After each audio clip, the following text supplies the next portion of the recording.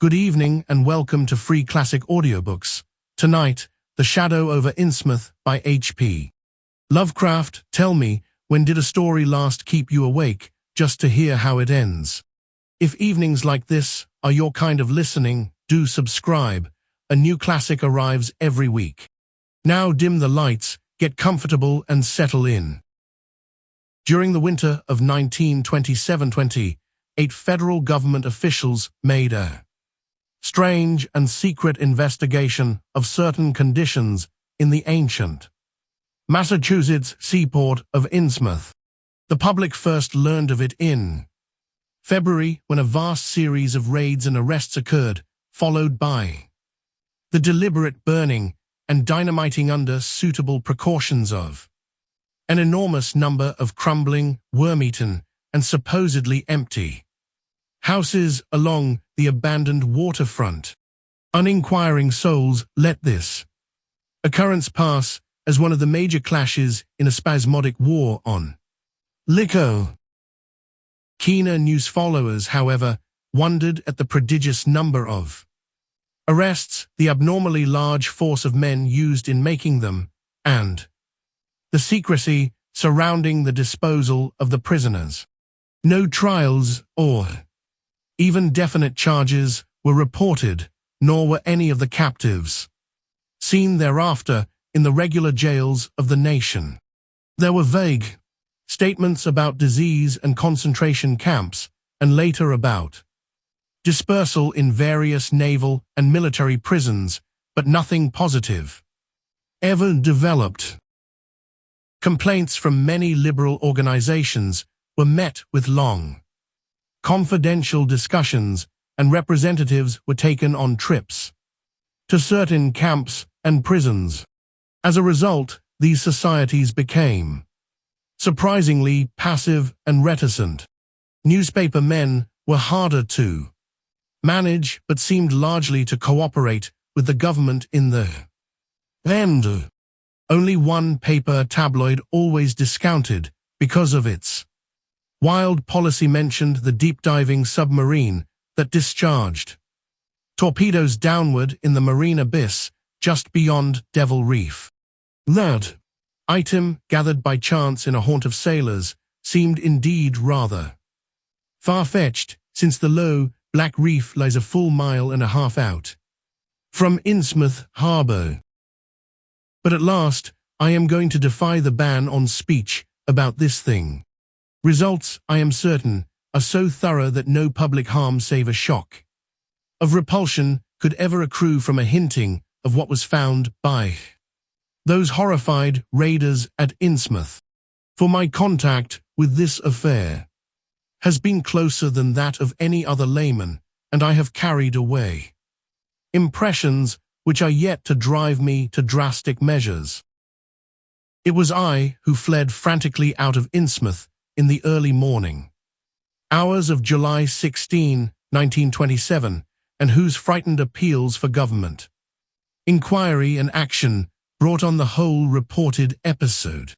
I was willing enough to stay mute while the affair was fresh and uncertain, but now that it is an old story, with public interest and curiosity gone, I have an odd craving to whisper about those few frightful hours in that ill-rumored and evilly shadowed seaport of death and blasphemous abnormality. I never heard of Innsmouth till the day before I saw it for the first and so far last time. I was celebrating my coming of age by a tour of New England sightseeing, antiquarian, and genealogical, and had planned to go directly from ancient Newburyport to Arkham, whence my mother's family was derived. I had no car, but was traveling by train, trolley, and motor coach, always seeking the cheapest possible route. In Newburyport, they told me that the steam train was the thing to take to Arkham, and it was only at the station ticket office, when I demurred at the high fare, that I learned about Innsmouth.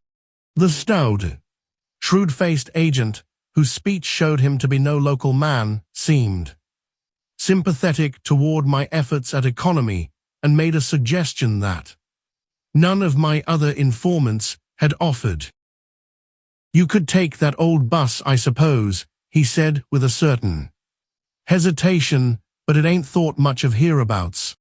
It goes through Innsmouth. You may have heard about that, and so the people don't like it. Run by an Innsmouth fellow, Joe Sargent, never gets any custom from here, or Arkham either, I guess. Leaves the square front of Hammond's drug store at 10 a.m. and 7 p.m. unless they've changed lately. Looks like a terrible rattletrap. I've never been on it." That was the first I ever heard of shadowed Innsmouth, any reference to a town not shown on common maps or listed in recent guidebooks would have interested me, and the agent's old manner of allusion roused something like real curiosity. So I asked the agent to tell me something about it. He was very deliberate and spoke with an air of feeling slightly superior to what he said. "Innsmouth, well, it's a queer kind of town down at the mouth of the Manox. It used to be almost a city, quite apart before the war of 1812, but all gone to pieces in the last 100 years or so. No railroad now, B&M never went through, and the branch line from Rowley was given up years ago. More empty houses than there are people, I guess, and no business to speak of except fishing and lobstering. Everybody trades, mostly either here or in Arkham or Ipswich. Once they had quite a few mills, but nothing's left now except one gold refinery running on the leanest kind of part-time. That refinery, though, used to be a big thing, and old man Marsh, who owns it, must be rich and Croesus. Queer old duck, though, and sticks mighty close in his home. He's supposed to have developed some skin disease or deformity late in life that makes him keep out of sight. Grandson of Captain Obed Marsh, who founded the business. His mother seems to have been some kind of foreigner, they say a South Sea Islander, so everybody raised Cain when he married an Ipswich girl 50 years ago. They always do that about Innsmouth people, and folks here and hereabouts always try to cover up any Innsmouth blood they have in them. But Marsh's children and grandchildren look just like anybody else so far's I can see. I've had 'em pointed out to me. Here, though, come to think of it, the elder children don't seem to be around lately. Never saw the old man. And why is everybody so down on Innsmouth? Well, young fellow, you mustn't take too much stock in what people around here say. They're hard to get started, but once they do get started, they never let up. They've been telling things about Innsmouth whispering mostly for the last 100 years, I guess, and I gather they're more scared than anything else.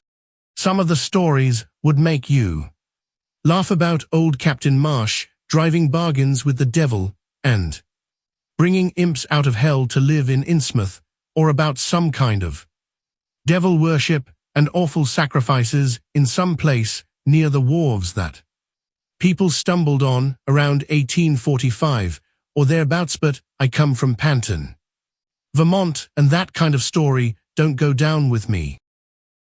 You ought to hear, though, what some of the old-timers tell about the Black Reef off the coast, Devil Reef, they call it. It's well above water a good part of the time, and never much below it, but at that you could hardly call it an island. The story is that there's a whole legion of devils seen sometimes on that reef, sprawled about, or darting in and out of some kind of caves near the top. It's a rugged, uneven thing, a good bit over a mile out, and toward the end of shipping days, sailors used to make big detours just to avoid it. That is, sailors that didn't hail from Innsmouth. One of the things they had against old Captain Marsh was that he was supposed to land on. It's sometimes at night when the tide was right. Maybe he did, for I dare say the rock formation was interesting, and it's just barely possible. He was looking for pirate loot and maybe finding it, but there was talk of his dealing with demons there. Fact is, I guess on the whole it was really the captain that gave the bad reputation to the reef. That was before the big epidemic of 1846, when over half the folks in Innsmouth was carried off. They never did quite figure out what the trouble was, but it was probably some foreign kind of disease, brought from China or somewhere by the shipping. It surely was bad enough there was riots over it, and all sorts of ghastly doings that I don't believe ever got outside of town, and it left the place in awful shape. Never came back. There can't be more than 300 or 400 people living there now. But the real thing behind the way folks feel is simply race prejudice, and I don't say I'm blaming those that hold it. I hate those Innsmouth folks myself, and I wouldn't care to go to their town.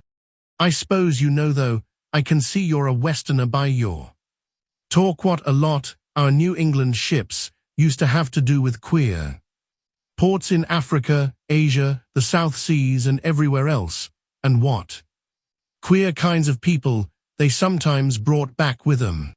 You've probably heard about the Salem man that came home with a Chinese wife. And maybe you know there's still a bunch of Fiji Islanders somewhere around Cape Cod. Well, there must be something like that back of the Innsmouth people. The place always was badly cut off from the rest of the country by marshes and creeks, and we can't be sure about the ins and outs of the matter, but it's pretty clear that old Captain Marsh must have brought home some odd specimens when he had all three of his ships in commission back in the 20s and 30s. There certainly is a strange kind of a streak in the Innsmouth folks today. I don't know how to explain it, but it sort of makes you crawl. You'll notice a little in Sergeant if you take his bus. Some of 'em have queer narrow heads with flat noses and bulgy, starey eyes that never seem to shut, and their skin ain't quite right, rough and scabby, and the sides of their necks are all shriveled or creased up. Get bald too, very young.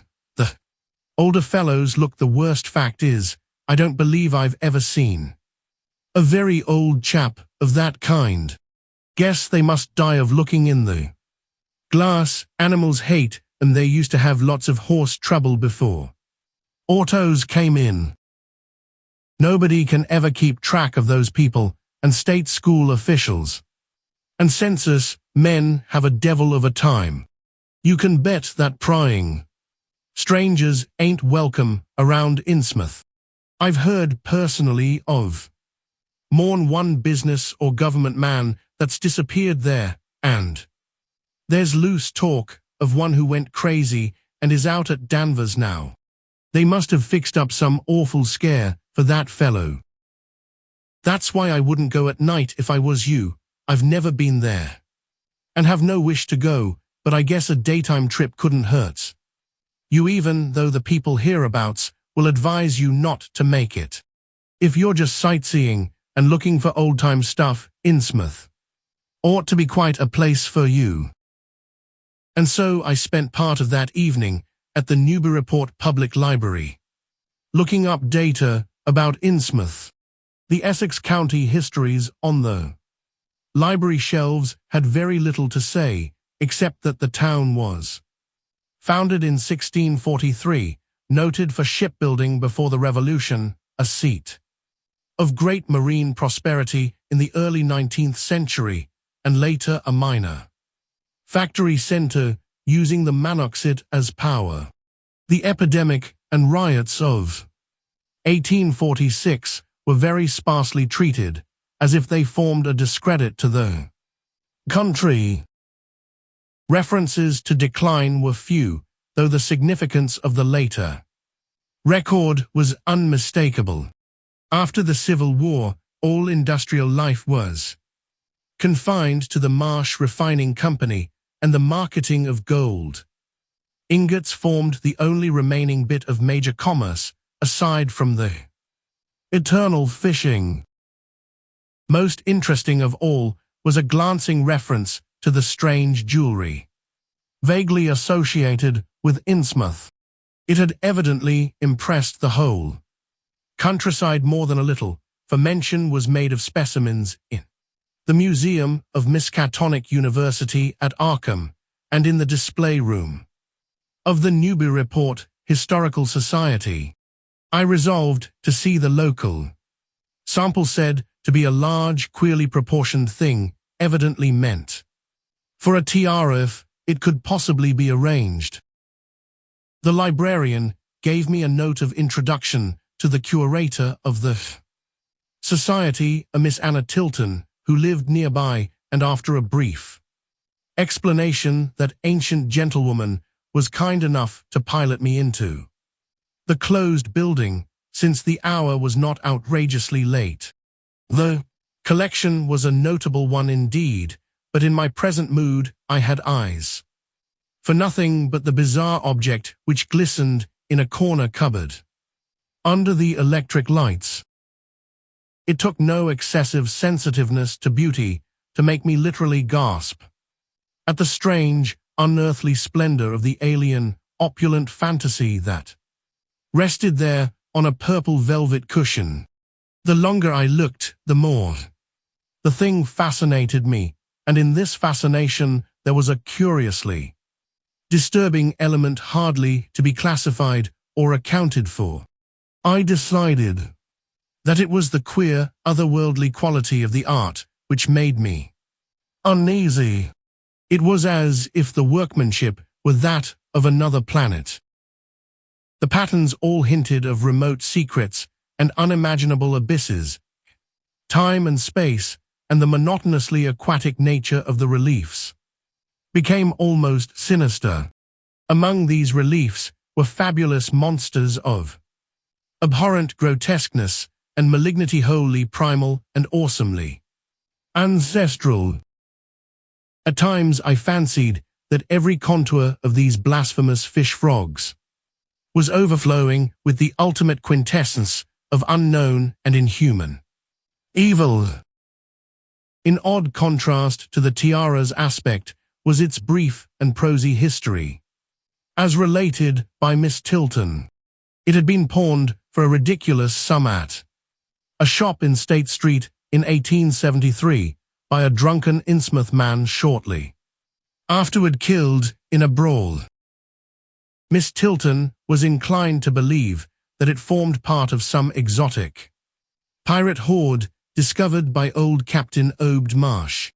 This view was surely not weakened by the insistent offers of purchase at a high price, which the Marshes began to make as soon as they knew of its presence, and which they repeated to this day, despite the Society's unvarying determination not to sell. As the good lady showed me out of the building, she assured me that the rumors of devil worship were partly justified by a peculiar secret cult, which had gained force there and engulfed all the Orthodox churches. It was called, she said, the Esoteric Order of Dagon, and was undoubtedly a debased, quasi-pagan thing imported from the East a century before, at a time when Innsmouth fisheries seemed to be going barren. Its persistence among a simple people was quite natural in view of the sudden and permanent return of abundantly fine fishing, and it soon came to be the greatest influence on the town.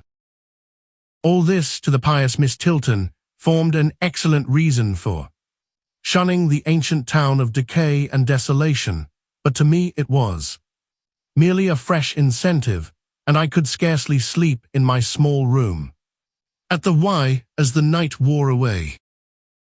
I lie. Shortly before 10, the next morning I stood with my one small valise in front of Hammond's drugstore in Old Market Square, waiting for the Innsmouth bus. In a few moments, a small motor coach of extreme decrepitude and dirty grey colour rattled down State Street, made a turn, and drew up at the curb beside me. I felt immediately that it was the right one, a guess which the half-illegible sign on the windshield Arkham Innsmouth Newport soon verified. There were only 3 passengers, dark, unkempt men of sullen visage and somewhat youthful car-stand. When the vehicle stopped, they clumsily shambled out and began walking up State Street in a silent, almost furtive fashion. The driver also alighted. This, I reflected, must be the Joe Sergeant mentioned by the ticket agent, and even before I had noticed any details, there spread over me a wave of spontaneous aversion, which could be neither checked nor explained. He was a thin, stoop-shouldered man, not much under 6 feet tall, dressed in shabby blue civilian clothes and wearing a frayed grey golf cap. His age was perhaps 35, but the odd, deep creases in the sides of his neck made him seem older when one did not study his dull, expressionless face. He had a narrow head, bulging, watery blue eyes that seemed never to wink, a flat nose, a receding forehead and chin, and singularly undeveloped ears. As he walked toward the bus, I observed his peculiarly shambling gait and saw that his feet were inordinately immense. The more I studied them, the more I wondered how he could buy any shoes to fit them. A certain greasiness about the fellow increased my dislike. He was evidently given to working or lounging around the fish docks, and carried with him much of their characteristic smell.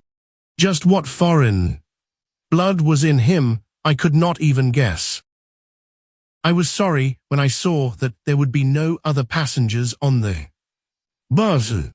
Somehow I did not like the idea of riding alone with this driver. But as the leaving time obviously approached, I conquered my qualms and followed the man aboard, extending him a $1 bill and murmuring the single word, Innsmouth.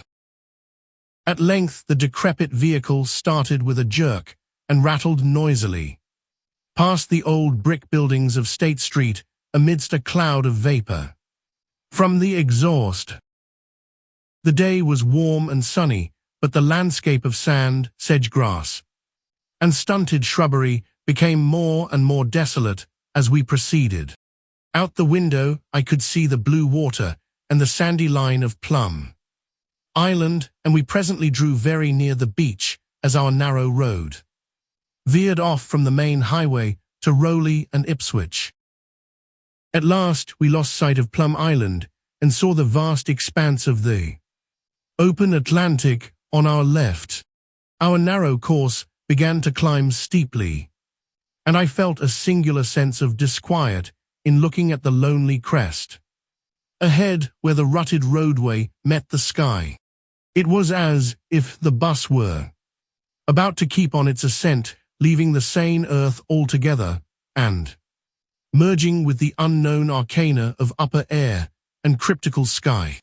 The smell of the sea took on ominous implications, and the silent driver's bent, rigid back and narrow head became more and more hateful.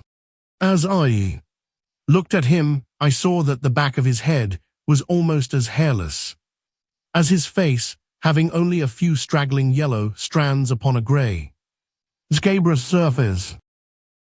Then we reached the crest and beheld the outspread valley beyond, where the Manoxet joins the sea just north of the long line of cliffs that culminate in Kingsport Head.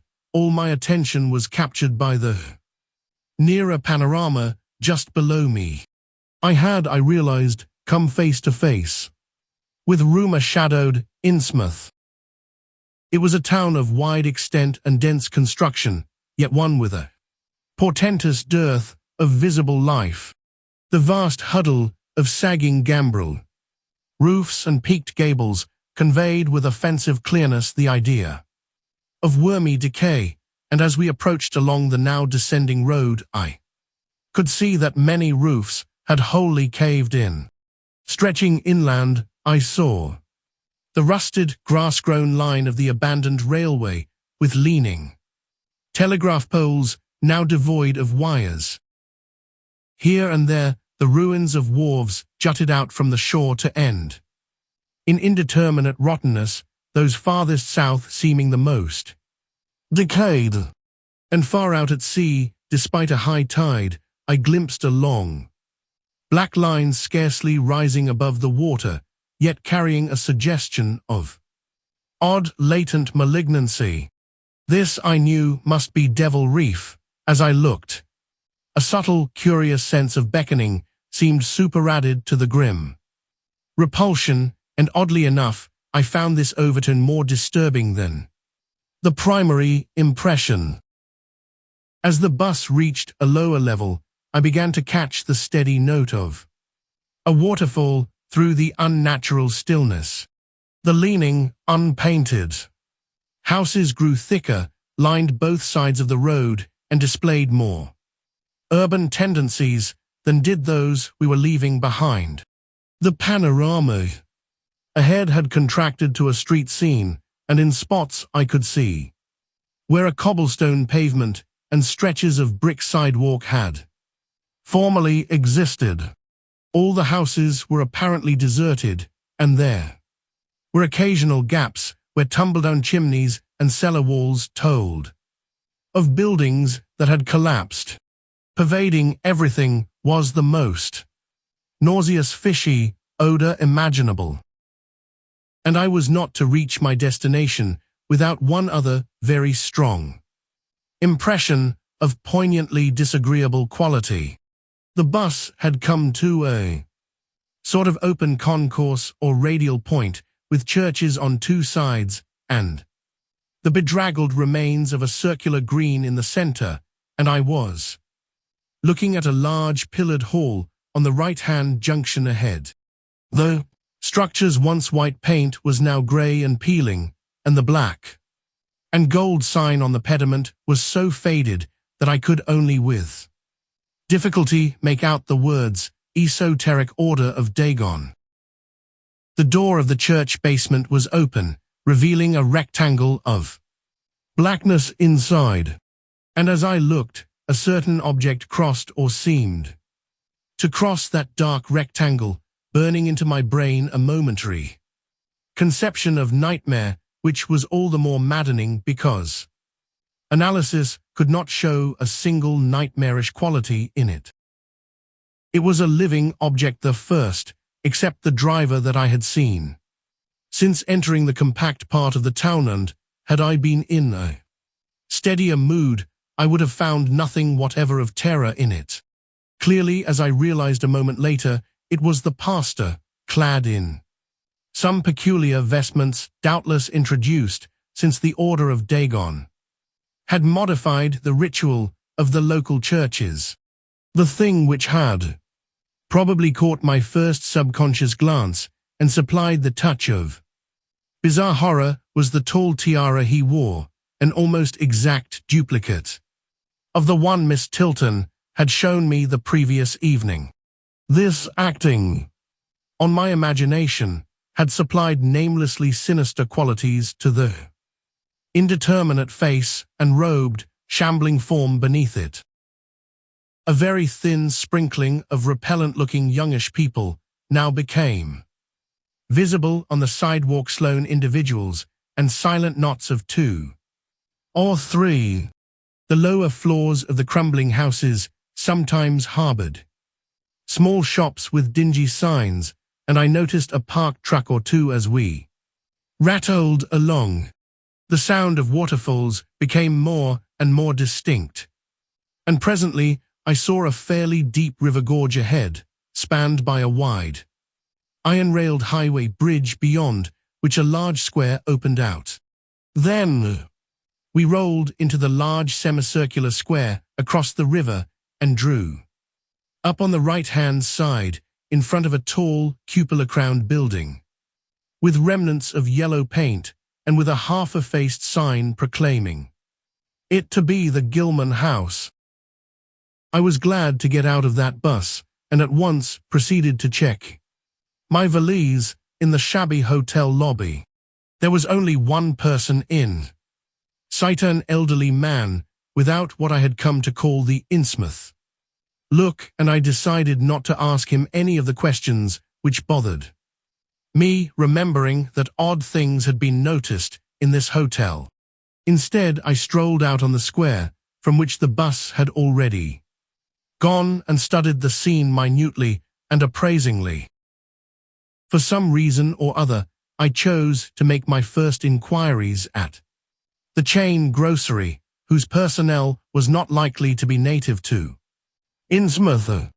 I found a solitary boy of about 17 in charge, and was pleased to note the brightness and affability which promised cheerful information. He seemed exceptionally eager to talk, and I soon gathered that he did not like the place, its fishy smell, or its furtive people. His family did not like him to work in Innsmouth, but the chain had transferred him there, and he did not wish to give up his job. There was, he said, no public library or chamber of commerce in Innsmouth, but I could probably find my way about. The street I had come down was Federal. West of that were the fine old residence streets, Broad, Washington, Lafayette, and Adams, and east of it were the shoreward slums. Certain spots were almost forbidden territory, as he had learned at considerable cost. One must not, for example, linger much around the Marsh Refinery, or around any of the still-used churches, or around the pillared order of Dagon Hall at New Church Green. Those churches were very odd, all violently disavowed by their respective denominations elsewhere, and apparently using the queerest kind of ceremonials and clerical vestments. As for the Innsmouth people, the youth hardly knew what to make of them. Their appearance, especially those staring, unwinking eyes which one never saw shut, was certainly shocking enough, and their voices were disgusting. It was awful to hear them chanting in their churches at night, and especially during their main festivals or revivals, which fell twice a year, on April 30 and October 31. They were very fond of the water, and swam a great deal in both river and harbour. Swimming races out to Devil Reef were very common, and everyone in sight seemed well able to share in this arduous sport. It would be of no use, my informant said, to ask the natives anything about the place. The only one who would talk was a very aged but normal-looking man who lived at the poorhouse on the north rim of the town, and spent his time walking about or lounging around the fire station. This hoary character, Zadok Allen, was 96 years old and somewhat touched in the head, besides being the town drunkard. He was a strange, furtive creature who constantly looked over his shoulder as if afraid of something, and when sober could not be persuaded to talk at all with strangers. He was, however, unable to resist any offer of his favorite poison, and once drunk would furnish the most astonishing fragments of whispered reminiscence. After all, though little useful data could be gained from him, since his stories were all insane, incomplete hints of impossible marvels, and horrors which could have no source save in his own distorted fancy. Nobody ever believed him, but the natives did not like him to drink and talk with any strangers, and it was not always safe to be seen questioning him. It was probably from him that some of the wildest popular whispers and delusions were derived. The Marshes, together with the other three gently bred families of the town, the Waits, the Gilmans, and the Elliots, were all very retiring. They lived in immense houses along Washington Street, and several were reputed to harbor in concealment certain kinsfolk whose personal aspect forbade public view, and whose deaths had been reported and recorded. Warning me that most of the street signs were down, the youth drew for my benefit a rough but ample and painstaking sketch map of the town's salient features. After a moment's study, I felt sure that it would be of great help, and pocketed it with profuse thanks. Thus began my systematic, though half-bewildered tour of Innsmouth's narrow, shadow-blighted ways. Crossing the bridge and turning toward the roar of the lower falls, I passed close to the Marsh refinery, which seemed oddly free from the noise of industry.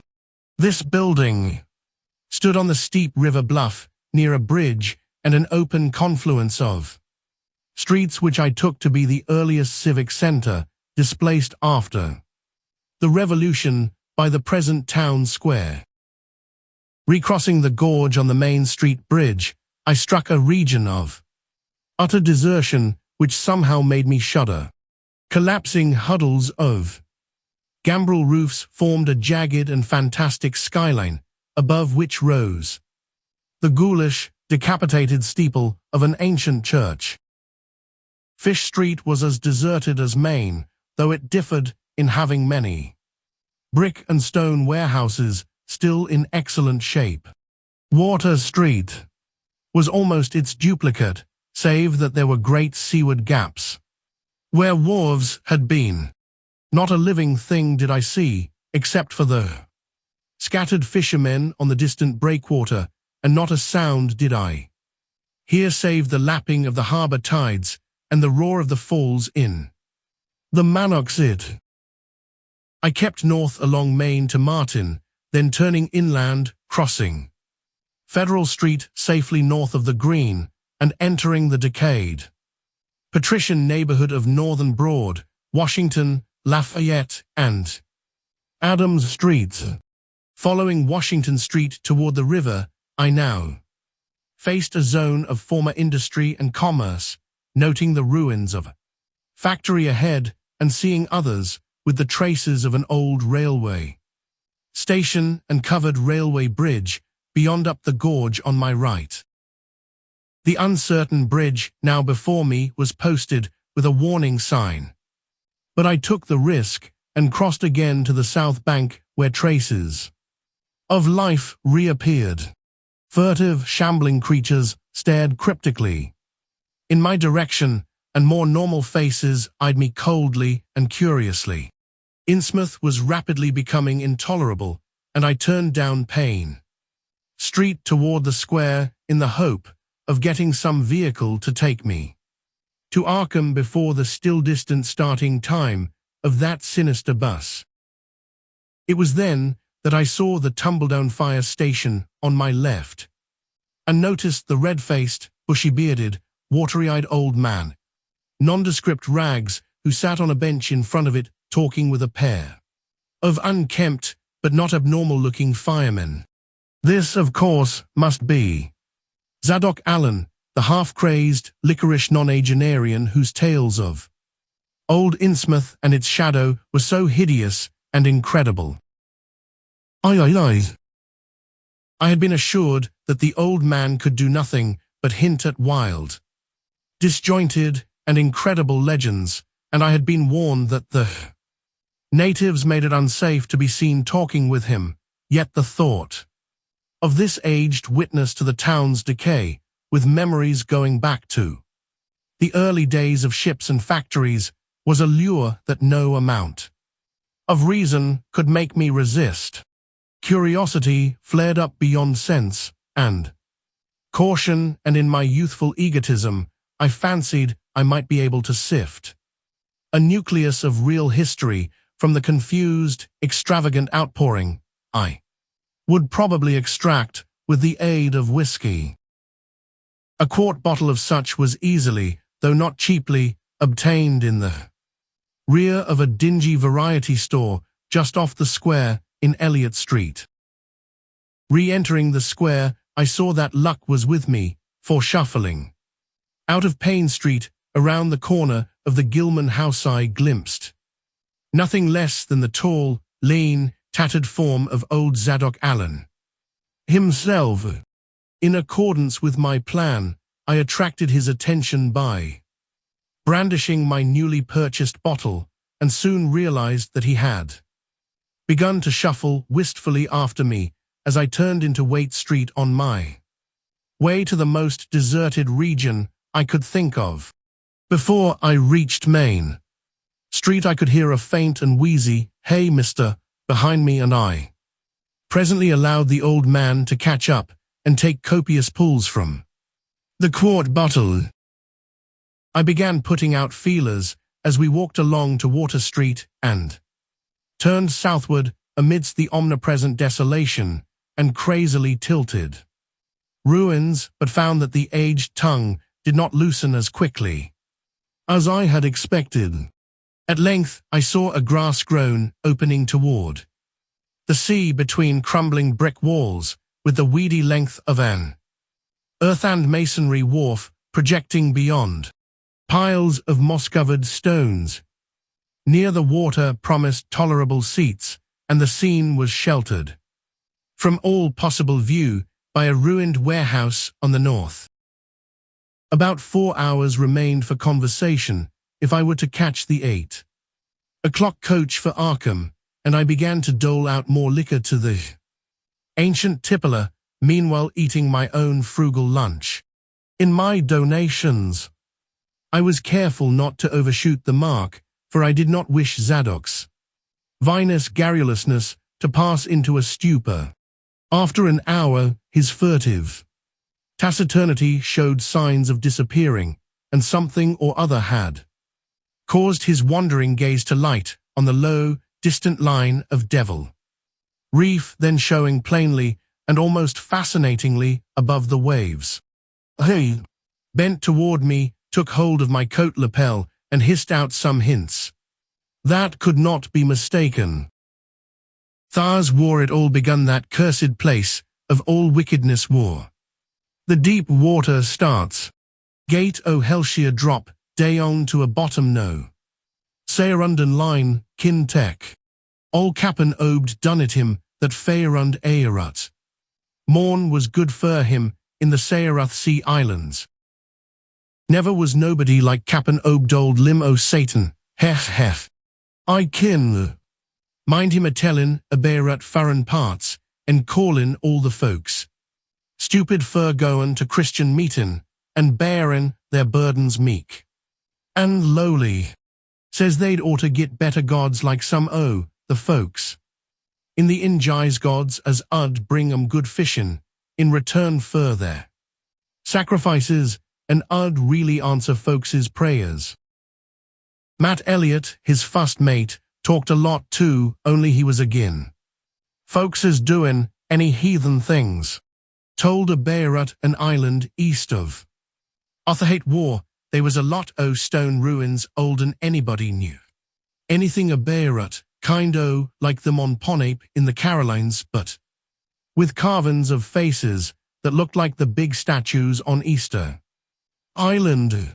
They was a little volcanic island near Thar too, where they was other ruins with different carvings, ruins all wore away like they'd been under the sea onked, and with pictures of awful monsters all over 'em.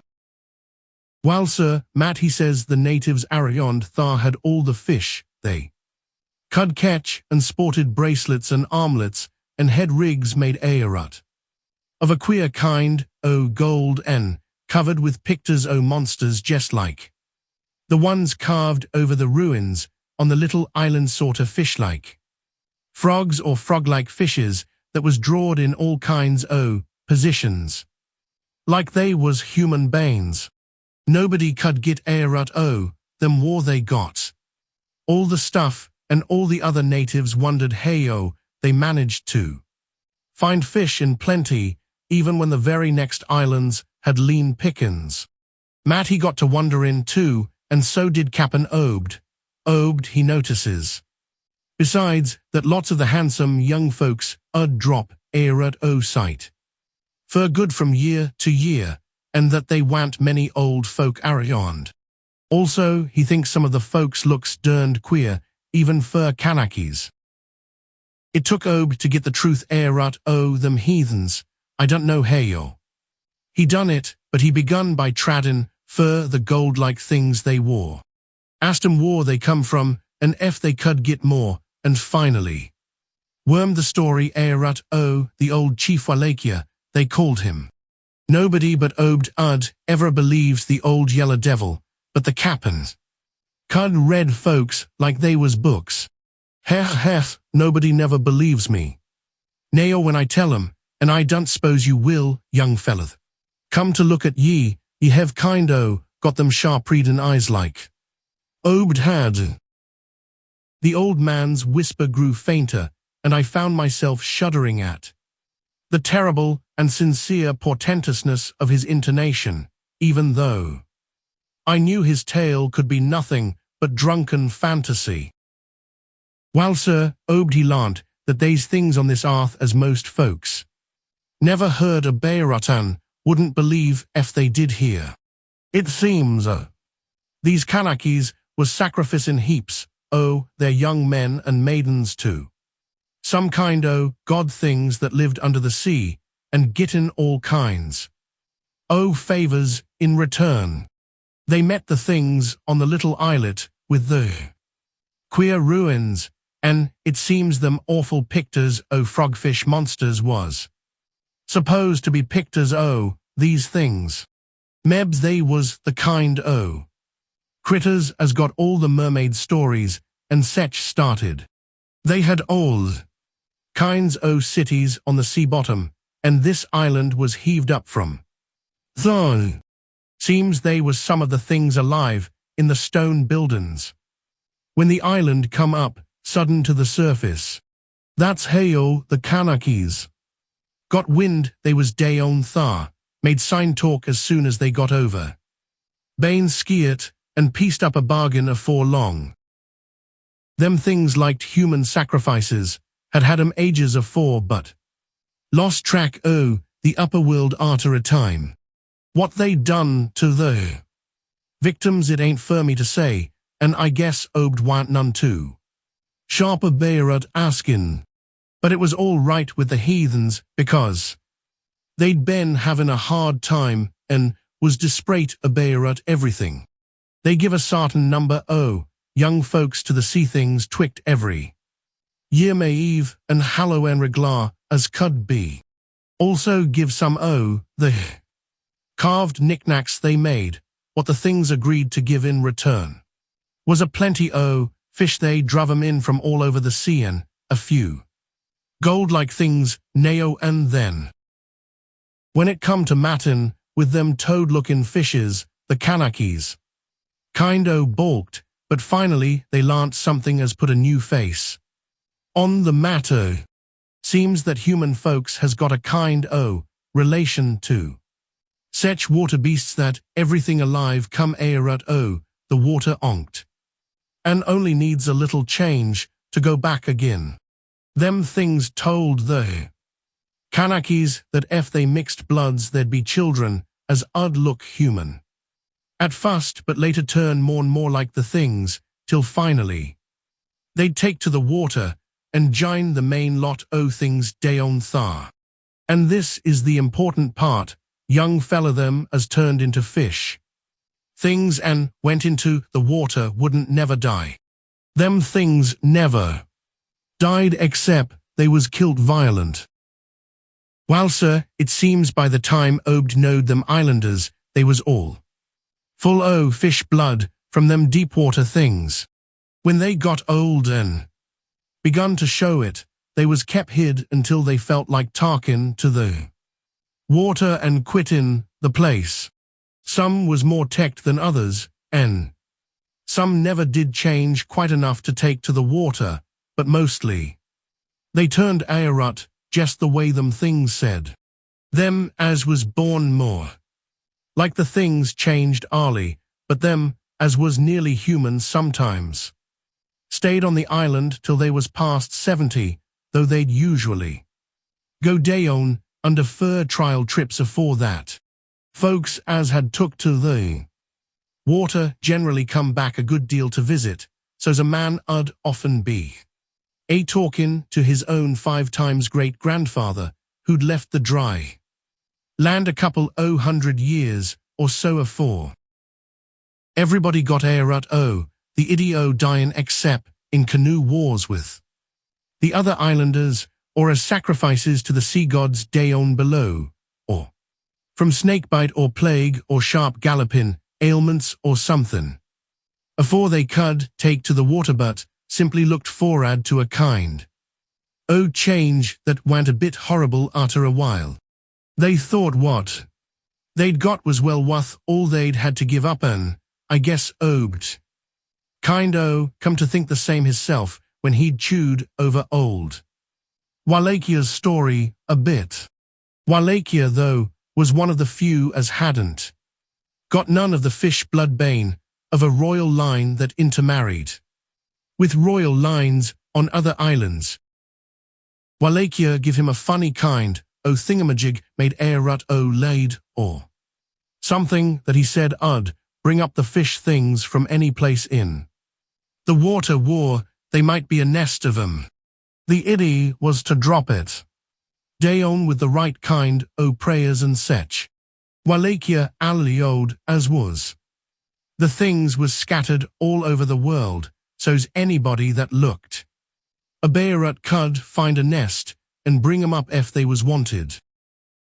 Matty didn't like this business at all, and wanted Obed should keep away from the island, but the cap'n was sharp fur gain and fairund.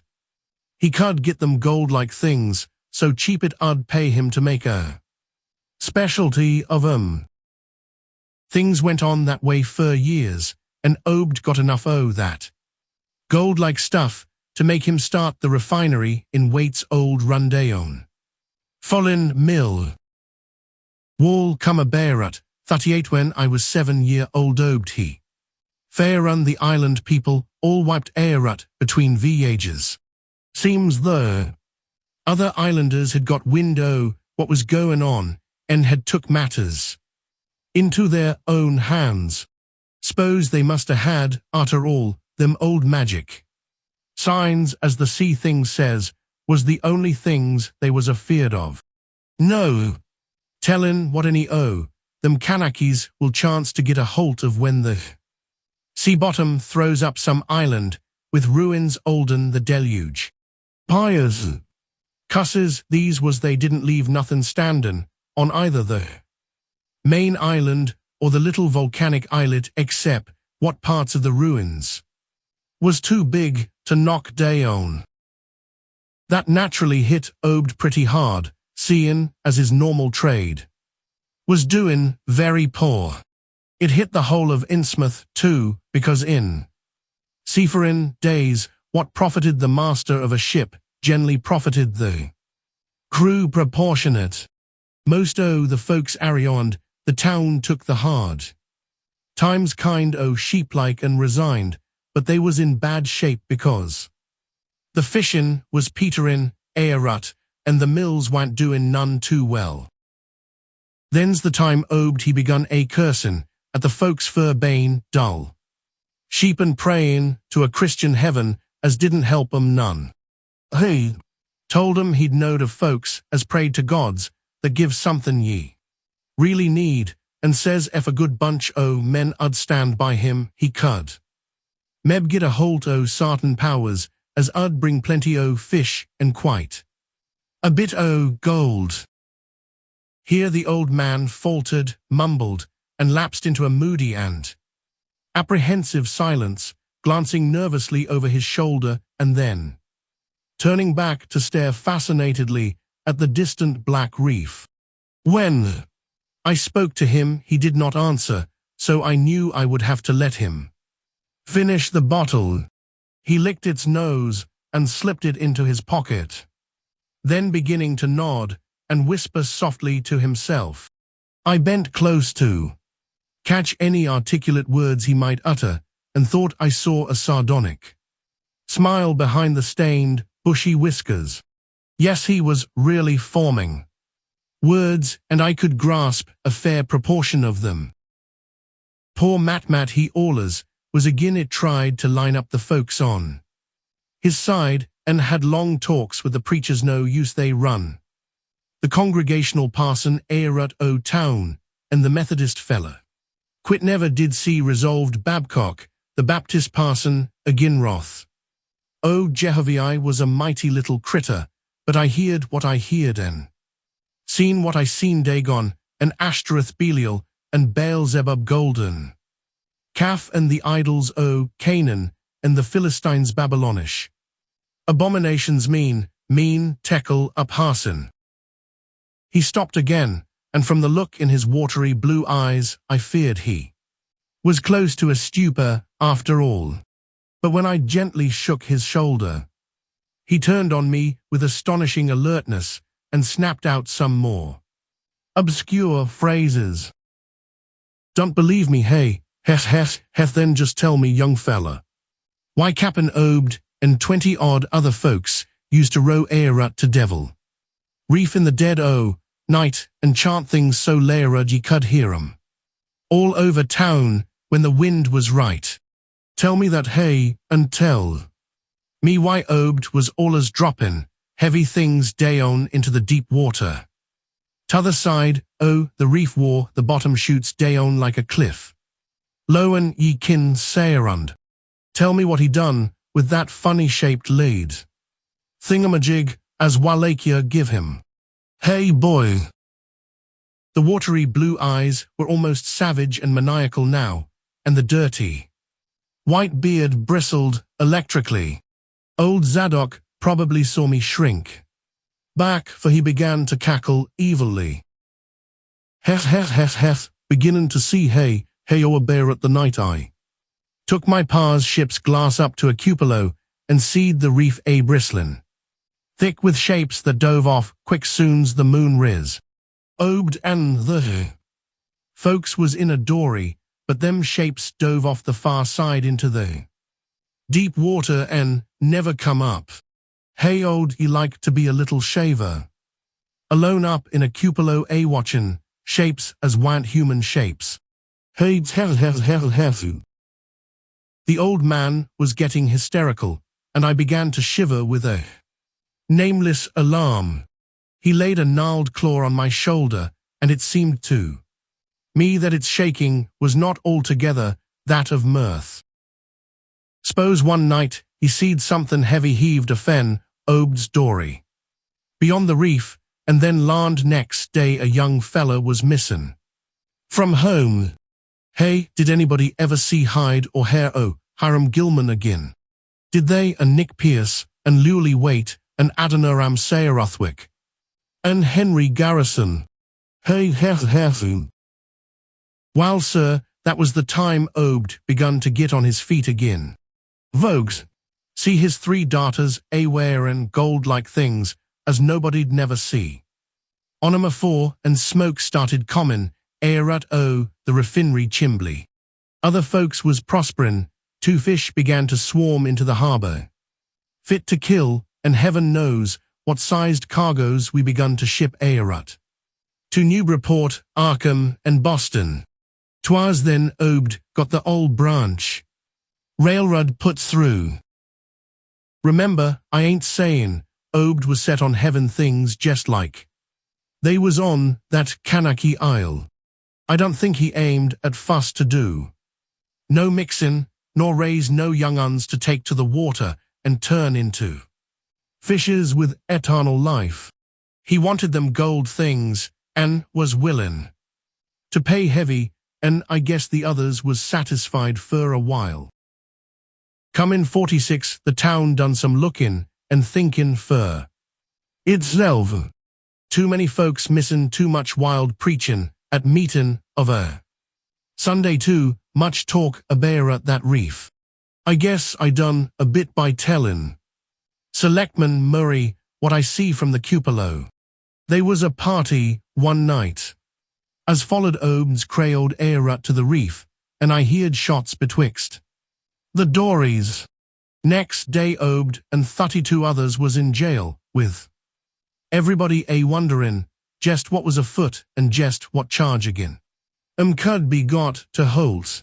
God if anybody'd looked ahead, a couple weeks later, when nothing had been throwed into the sea for that long. Zadok was showing signs of fright and exhaustion, and I let him keep silence for a while, though glancing apprehensively at my watch. The tide had turned and was coming in now, and the sound of the waves seemed to arouse him. That awful night, I seed 'em, I was up in the cupola. Hordes of 'em, swarms of 'em, all over the reef and swimming up the harbour into the Manoxit. God, what happened in the streets of Innsmouth that night? They rattled our door, but Pa wouldn't open. Then he clum at the kitchen winder with his musket to find Selectman Murray and see what he could do. Mourons the deaden, the dyin', shots and screams, shayutin in Old Square and Town Square and New Church Green. Jail throwed open, proclamation, treason, called it the plague when folks come in and fair and half hour. People missin'. Nobody left but them as I'd jine in with Obden. Them things or else keep quiet. Never heard my pa no more. The old man was panting and perspiring profusely, his grip on my shoulder tightened. Everything cleaned up in the mornin', but they was traces. Obed, he kinder takes charge and says things is goin' to be changed. Others'll worship with us at meetin' time, and sartin hayuses has got to entertain guests. They wanted to mix like they done with the Kanakis, and he fur one didn't feel Bayerun to stop 'em. Far gone was Obed, just like a crazy man on the subject. He says they brung us fish and treasure and should have what they hankered arter. Nothin' was to be different on the Earut side, only we was to keep shy. Strangers, ef we knowed what was good fur us. We all heedy to take the oath o' Dagon, and later on they was second and third oaths that some of us took. Them as I'd help special, I'd get special rewards golden. Zedgy. No use balkin', fur they was millions of 'em day on thar. They'd rather not start rissin' and whippin' at humankind, but ef they was gave away and forced to, they could do a lot toward just that. Yield up enough sacrifices and savage knickknacks and harborage in the town when they wanted it, and they'd let well enough alone. All in the band of the faithful order o' Dagonen, the children should never die but go back to the mother Hydra and Father Dagon, what we all come from. Ongtia Ear Cthulhu FH Tan PH Nglui MGLW Naf Cthulhu Arli W Garnagle FH Tan. Old Zadok began to moan now, and tears were coursing down his channeled cheeks into the depths of his beard. God, what I seen sankt I was 15-year-old mean. Teckle up Harson, the folks as was missin', and them as kilt. Theirselves them as told things in Arkham or Ipswich or sech places. Was all called crazy, like you're callin' me right nail but God. What I seen they'd a kilt me long ago fur what I know, only I'd took the fust and second oaths o' Dagon afen Obed, so was protected. Unlesson a jury of 'em proved I told things knowin' and deliberate. But I wouldn't take the third oath I'd a died ruthen take that. It got worse Areo and Civil War time, when children born sankt. 46 begun to grow up some of 'em, that is. I was afeard never did no pryin' arter that awful night, and never see one. Them clost, too in all my life. That is, never no full-blooded one. Barnabas Marsh that runs the refinery Neo is Obed's grandson by his first wife, son of Oncephorus, his eldest son, but his mother was another them, as want never seed Aerut doors. Right now Barnabas is a Beirut changed, can't shed his eyes no more, and is all Aerut shape.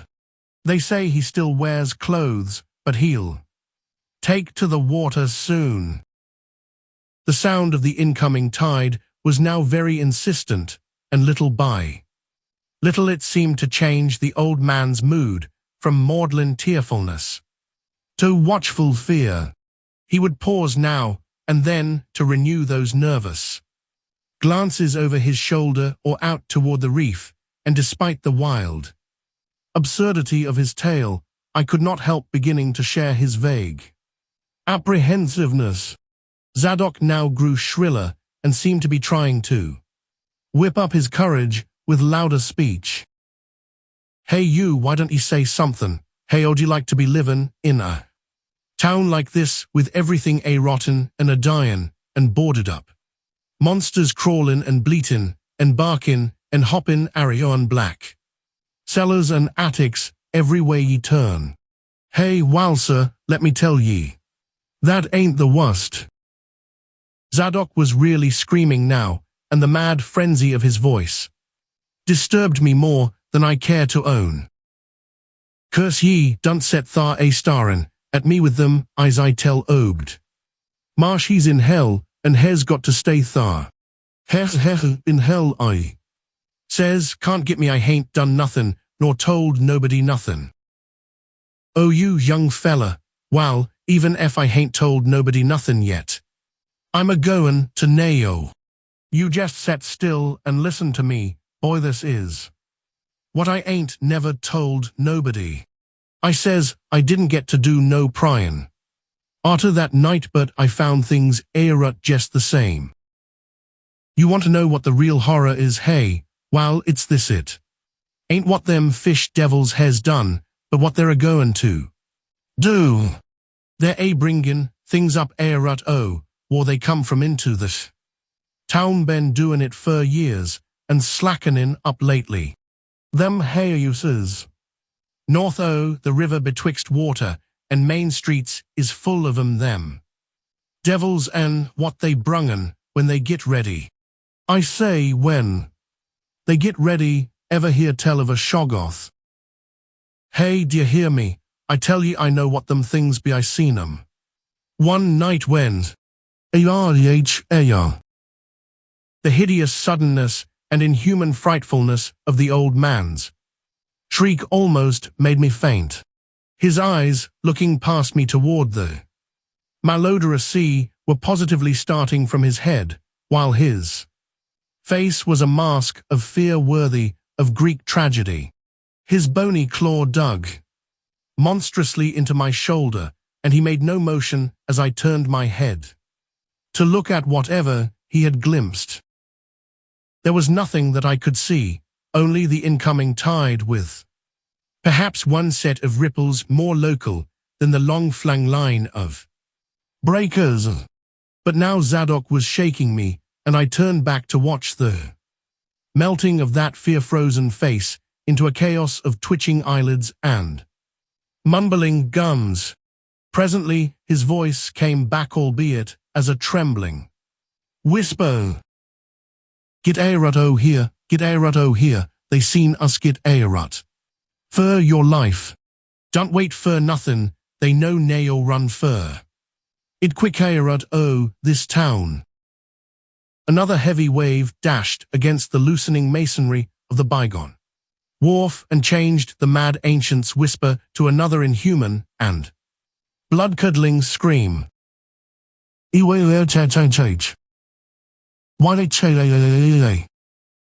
Before I could recover my scattered wits, he had relaxed his clutch on my shoulder and dashed wildly inland toward the street, reeling northward around the ruined warehouse wall. I glanced back at the sea, but there was nothing there, and when I reached Water Street and looked along it toward the north, there was no remaining trace of Zadok Allen. IV. I can hardly describe the mood in which I was left by this harrowing episode, an episode at once mad and pitiful, grotesque and terrifying. The grocery boy had prepared me for it, yet the reality left me none the less bewildered and disturbed. Puerile though the story was, old Zadok's insane earnestness and horror had communicated to me a mounting unrest which joined with my earlier sense of loathing for the town and its blight of intangible shadow. The hour had grown perilously late. My watch said 7:15, and the Arkham bus left town square at 8, so I tried to give my thoughts as neutral and practical a cast as possible, meanwhile walking rapidly through the deserted streets of gaping roofs and leaning houses toward the hotel where I had checked my valise and would find my bus. Studying the grocery youth's map and seeking a route I had not traversed before, I chose Marsh Street instead of State for my approach to Town Square. Near the corner of Fall Street, I began to see scattered groups of furtive whisperers, and when I finally reached the square, I saw that almost all the loiterers were congregated around the door of the Gilman house. It seemed as if many bulging, watery, unwinking eyes looked oddly at me as I claimed my valise in the lobby, and I hoped that none of these unpleasant creatures would be my fellow passengers on the coach. The bus, rather early, rattled in with 3 passengers somewhat before 8, and an evil-looking fellow on the sidewalk muttered a few indistinguishable words to the driver. I was, it appeared, in very bad luck. There had been something wrong with the engine, despite the excellent time made from Newburyport, and the bus could not complete the journey to Arkham. No, it could not possibly be repaired that night, nor was there any other way of getting transportation out of Innsmouth, either to Arkham or elsewhere. Sergeant was sorry, but I would have to stop over at the Gilman. Probably the clerk would make the price easy for me, but there was nothing else to do. Almost dazed by this sudden obstacle, and violently dreading the fall of night in this decaying and half-unlighted town, I left the bus and re-entered the hotel lobby, where the sullen, queer-looking night clerk told me I could have room 428 on next the top floor large, but without running water for $1. Despite what I had heard of this hotel in Newburyport, I signed the register, paid my $1, let the clerk take my valise, and followed that sour, solitary attendant up 3 creaking flights of stairs past dusty corridors which seemed wholly devoid of life. My room, a dismal rear one with 2 windows and bare, cheap furnishings, overlooked a dingy courtyard, otherwise hemmed in by low, deserted brick blocks, and commanded a view of decrepit westward stretching roofs, with a marshy countryside beyond. At the end of the corridor was a bathroom, a discouraging relic with ancient marble bowl, tin tub, faint electric light, and musty wooden paneling around all the plumbing fixtures. As twilight deepened, I turned on the one feeble electric bulb over the cheap iron-framed bed and tried as best I could to read. I felt it advisable to keep my mind wholesomely occupied, for it would not do to brood over the abnormalities of this ancient, blight-shadowed town while I was still within its borders. The insane yarn I had heard from the aged drunkard did not promise very pleasant dreams, and I felt I must keep the image of his wild, watery eyes as far as possible from my imagination. Another thing that disturbed me was the absence of a bolt on the door of my room. One had been there, as marks clearly showed, but there were signs of recent removal. No doubt it had become out of order, like so many other things in this decrepit edifice. In my nervousness, I looked around and discovered a bolt on the clothes press which seemed to be of the same size, judging from the marks, as the one formerly on the door. To gain a partial relief from the general tension, I busied myself by transferring this hardware to the vacant place with the aid of a handy 3-in-1 device, including a screwdriver which I kept on my keyring. The bolt fitted perfectly, and I was somewhat relieved when I knew that I could shoot it firmly upon retiring. There were adequate bolts on the 2 lateral doors to connecting rooms, and these I proceeded to fasten. I did not undress, but decided to read till I was sleepy and then lie down with only my coat, collar, and shoes off. Taking a pocket flashlight from my valise, I placed it in my trousers so that I could read my watch if I woke up later in the dark. Drowsiness, however, did not come, and when I stopped to analyze my thoughts, I found to my disquiet that I was really unconsciously listening for something which I dreaded but could not name. At length, feeling a fatigue which had nothing of drowsiness in it, I bolted the newly outfitted hall door, turned off the light, and threw myself down on the hard, uneven bed, coat, collar, shoes, and all. In the darkness, every faint noise of the night seemed magnified, and a flood of doubly unpleasant thoughts swept over me. I was sorry I had put out the light, yet was too tired to rise and turn it on again. Then, after a long, dreary interval, and prefaced by a fresh creaking of stairs and corridor, there came that soft, damnably unmistakable sound which seemed like a malign fulfillment of all my apprehensions. Without the least shadow of a doubt, the lock on my hall door was being tried cautiously, furtively, tentatively with a key. The change in the menace from vague premonition to immediate reality was a profound shock, and fell upon me with the force of a genuine blow. It never once occurred to me that the fumbling might be a mere mistake. Malign purpose was all I could think of, and I kept deathly quiet, awaiting the would-be intruder's next move. After a time, the cautious rattling ceased, and I heard the room to the north entered with a pass key. Then the lock of the connecting door to my room was softly tried. The bolt held, of course, and I heard the floor creak as the prowler left the room. After a moment, there came another soft rattling, and I knew that the room to the south of me was being entered. Again, a furtive trying of a bolted connecting door, and again a receding creaking. This time the creaking went along the hall and down the stairs, so I knew that the prowler had realized the bolted condition of my doors and was giving up his attempt for a time.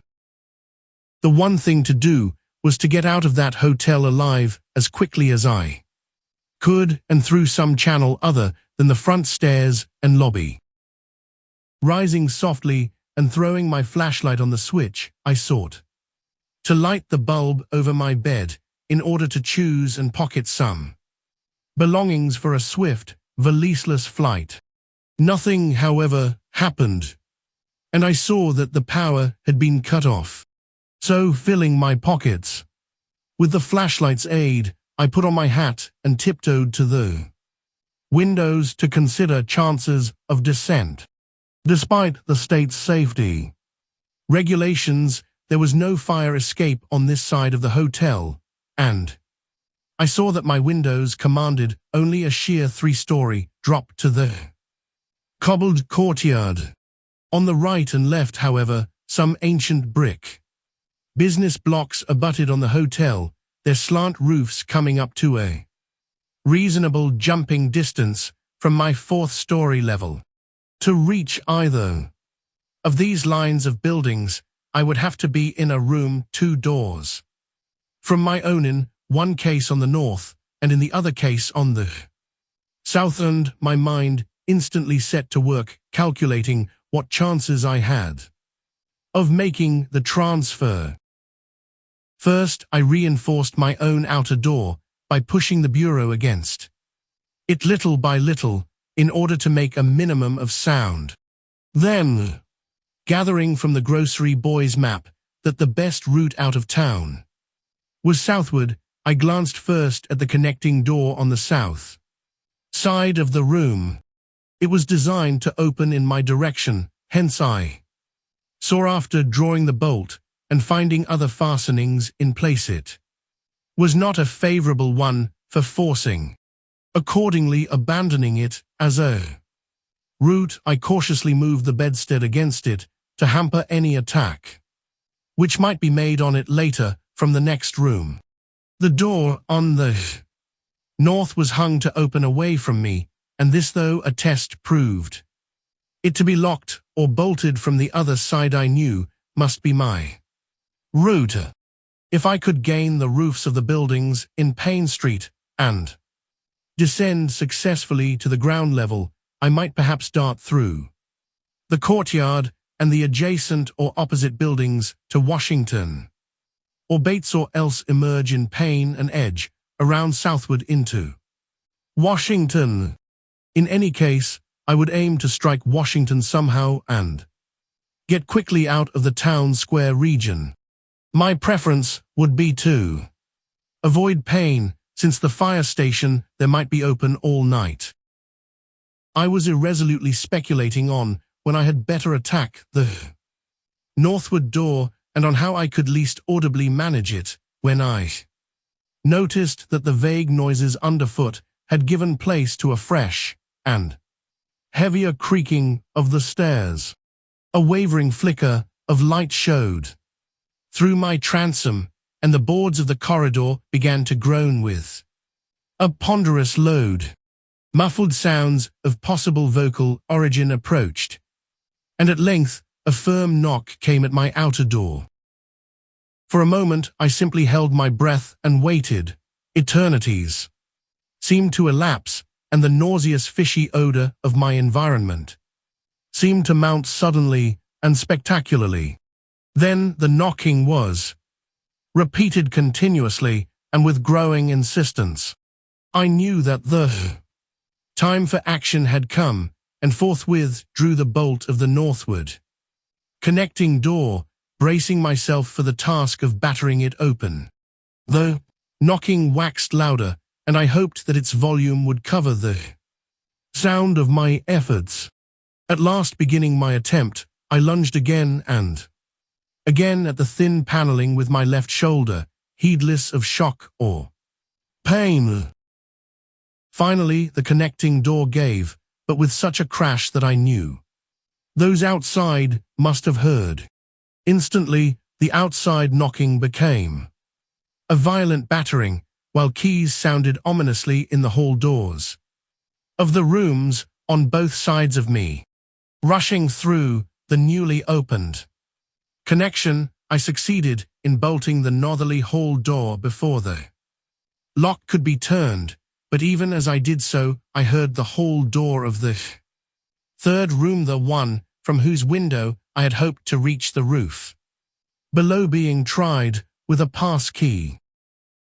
For an instant I felt absolute despair, since my trapping in a chamber with no window egress seemed complete. Then, with a dazed automatism, I made for the next connecting door and performed the blind motion of pushing at it in an effort to get through. Sheer fortunate chance gave me my reprieve, for the connecting door before me was not only unlocked, but actually ajar. In a second I was through and had my right knee and shoulder against a hall door which was visibly opening inward. My pressure took the opener off guard, for the thing shut as I pushed, so that I could slip the well-conditioned bolt as I had done with the other door. As I gained this respite, I heard the battering at the two other doors abate, while a confused clatter came from the connecting door I had shielded with the bedstead. Evidently, the bulk of my assailants had entered the southerly room and were massing in a lateral attack. But at the same moment, a pass key sounded in the next door to the north, and I knew that a nearer peril was at hand. The northward connecting door was wide open, but there was no time to think about checking the already turning lock in the hall. All I could do was to shut and bolt the open connecting door, as well as its mate. On the opposite side, pushing a bedstead against the one and a bureau against the other, and moving a washstand in front of the hall door. I saw, trust to such makeshift barriers to shield me till I could get out the window and on the roof of the Payne Street block. But, even in this acute moment, my chief horror was something apart from the immediate weakness of my defenses.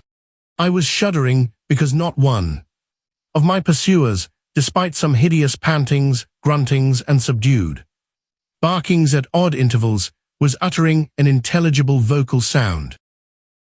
As I moved the furniture and rushed toward the windows, I heard a frightful scurrying along the corridor toward the room north of me, and perceived that the southward battering had ceased.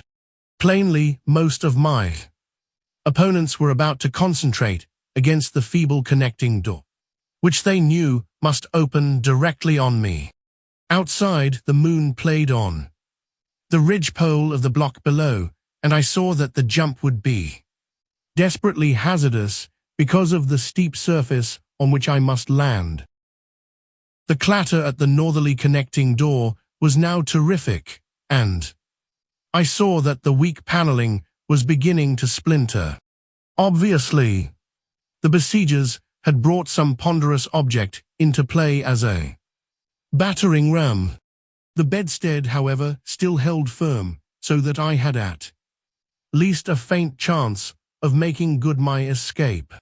As I opened the window, I noticed that it was flanked by heavy velour draperies suspended from a pole by brass rings, and also that there was a large projecting catch for the shutters on the exterior.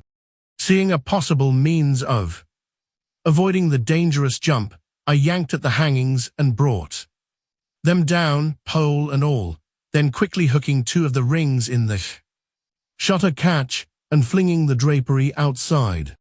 The heavy folds reached fully to the abutting roof, and I saw that the rings and catch would be likely to bear my weight. So, climbing out of the window and down the improvised rope ladder, I left behind me forever the morbid and horror-infested fabric of the Gilman house. I landed safely on the loose slates of the steep roof and succeeded in gaining the gaping black skylight without a slip. The place inside was ghoulish-looking, but I was past minding such impressions and made at once for the staircase, revealed by my flashlight after a hasty glance at my watch, which showed the hour to be 2 a.m.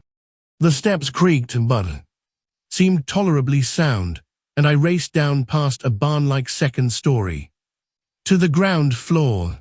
The desolation was complete, and only echoes answered my footfalls.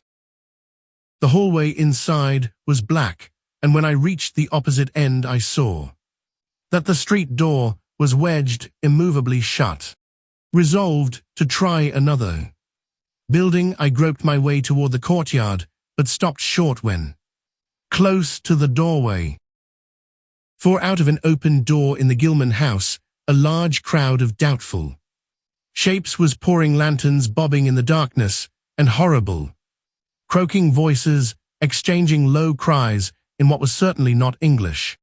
Their features were indistinguishable, but their crouching, shambling gait was abominably repellent. And worst of all, I perceived that one figure was strangely robed and unmistakably surmounted by a tall tiara, of a design altogether too familiar. Again, groping toward the street, I opened a door off the hall and came upon an empty room with closely shuttered but sashless windows. Fumbling in the rays of my flashlight, I found I could open the shutters, and in another moment had climbed outside and was carefully closing the aperture in its original manner. I walked rapidly, softly, and close to the ruined houses.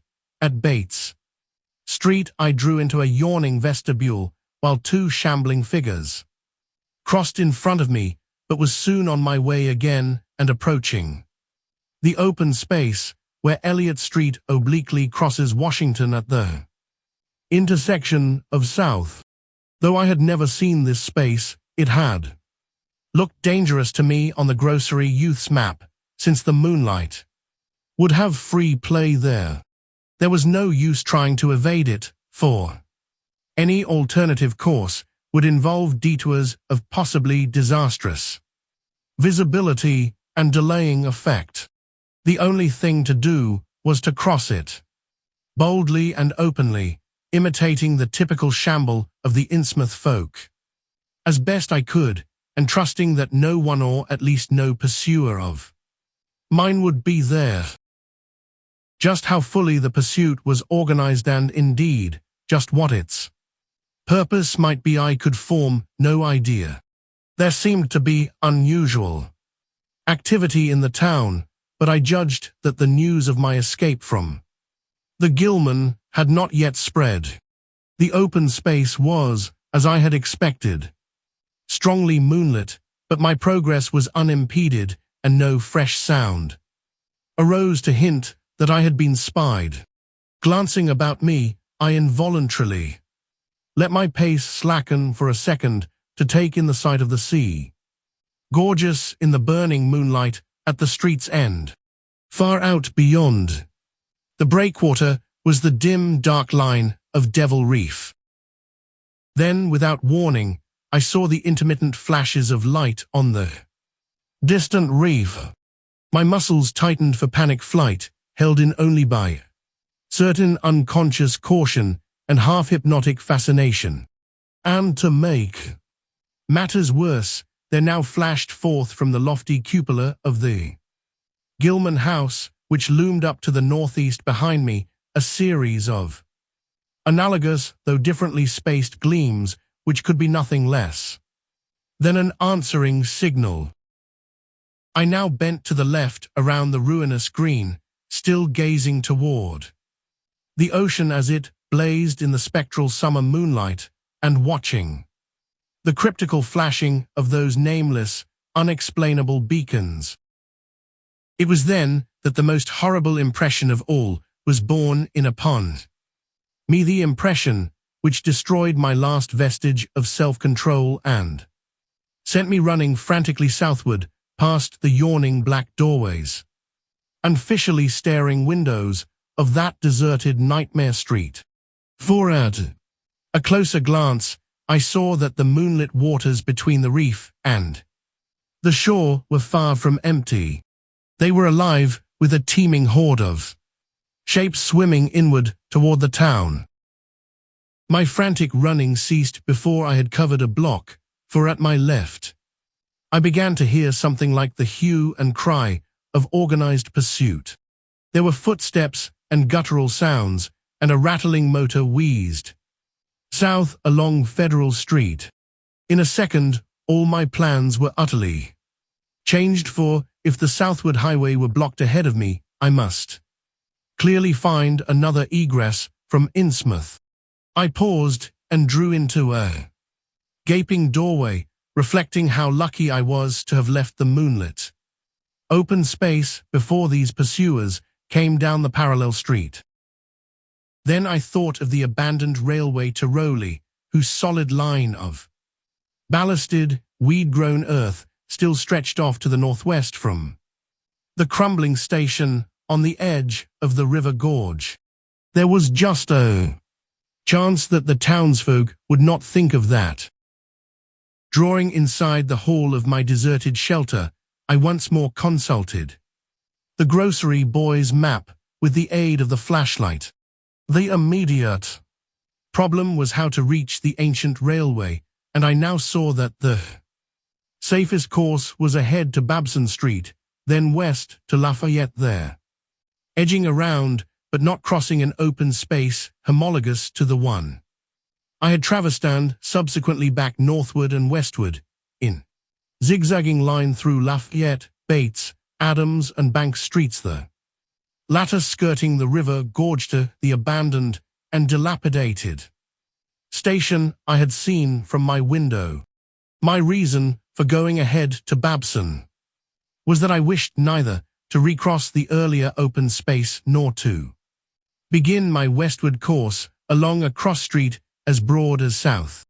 I crossed the street to the right-hand side in order to edge around into Babson as inconspicuously as possible. In Babson Street, I clung as closely as possible to the sagging, uneven buildings, twice pausing in a doorway as the noises behind me momentarily increased. The open space ahead shone wide and desolate under the moon, but my route would not force me to cross it.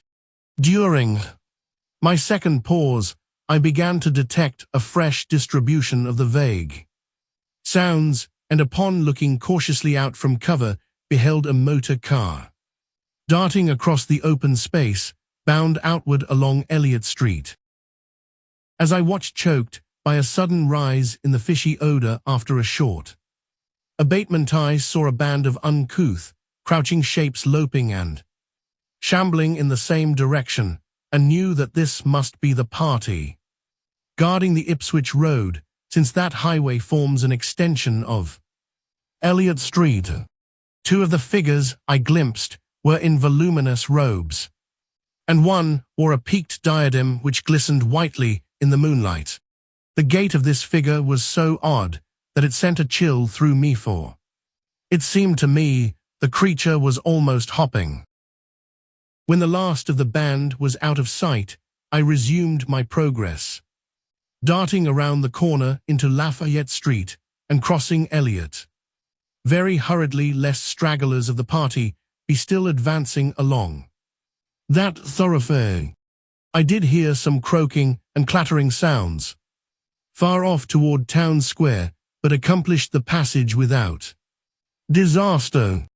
My greatest dread was in recrossing broad and moonlit South Street with its seaward view, and I had to nerve myself for the ordeal.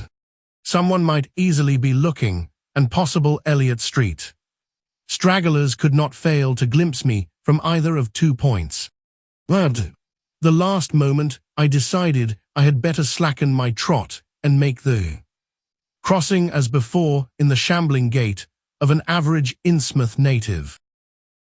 I had not quite crossed the street when I heard a muttering band advancing along Washington from the north. As they reached the broad open space where I had had my first disquieting glimpse of the moonlit water, I could see them plainly only a block away, and was horrified by the bestial abnormality of their faces and the dog-like subhumanness of their crouching gait.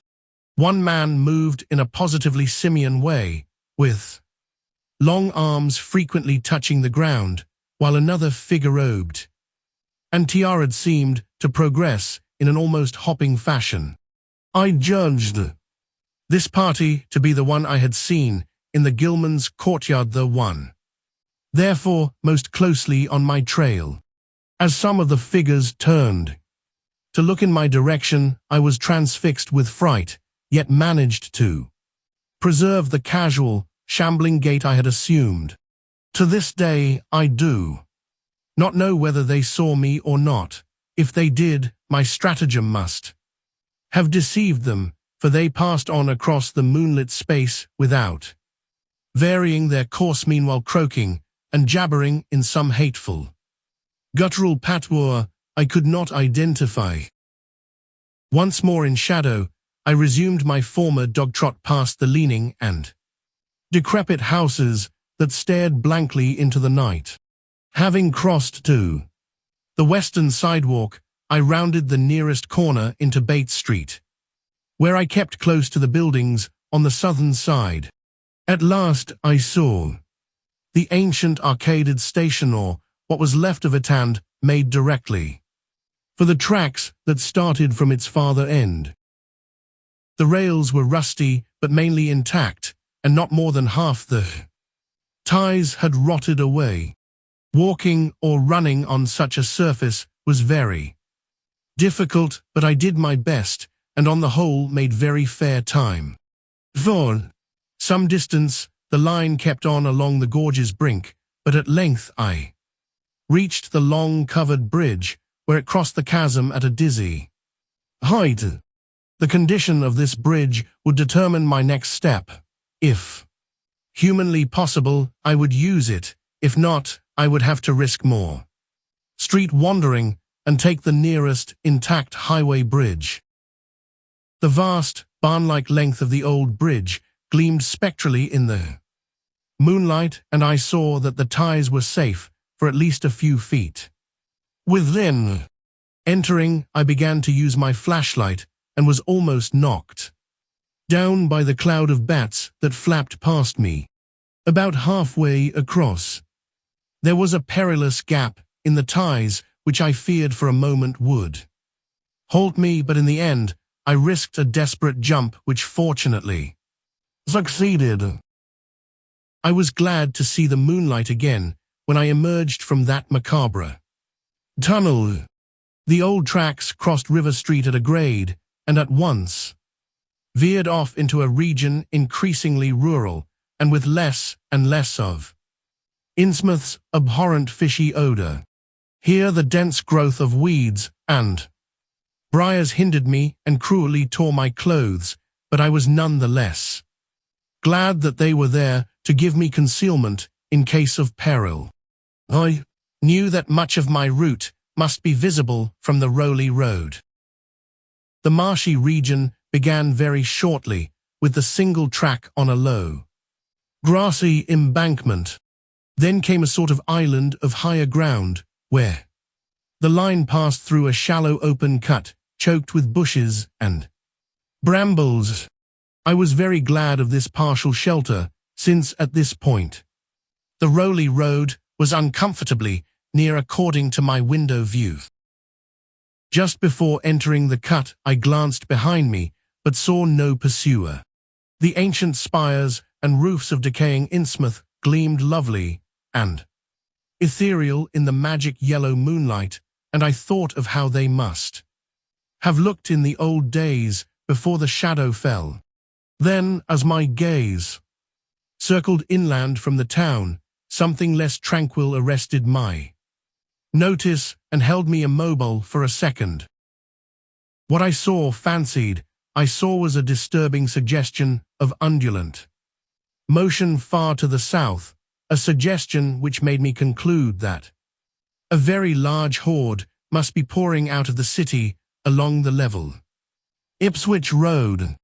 The distance was great, and I could distinguish nothing in detail, but I did not at all like the look of that moving column.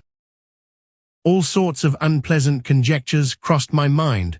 I thought of those very extreme Innsmouth types said to be hidden in crumbling, centuried warrens near the waterfront. I thought, too, of those nameless swimmers I had seen, counting the parties so far glimpsed, as well as those presumably covering other roads. The number of my pursuers must be strangely large for a town as depopulated as Innsmouth. Who were they? Why were they here? And if such a column of them was scouring the Ipswich Road, would the patrols on the other roads be likewise augmented?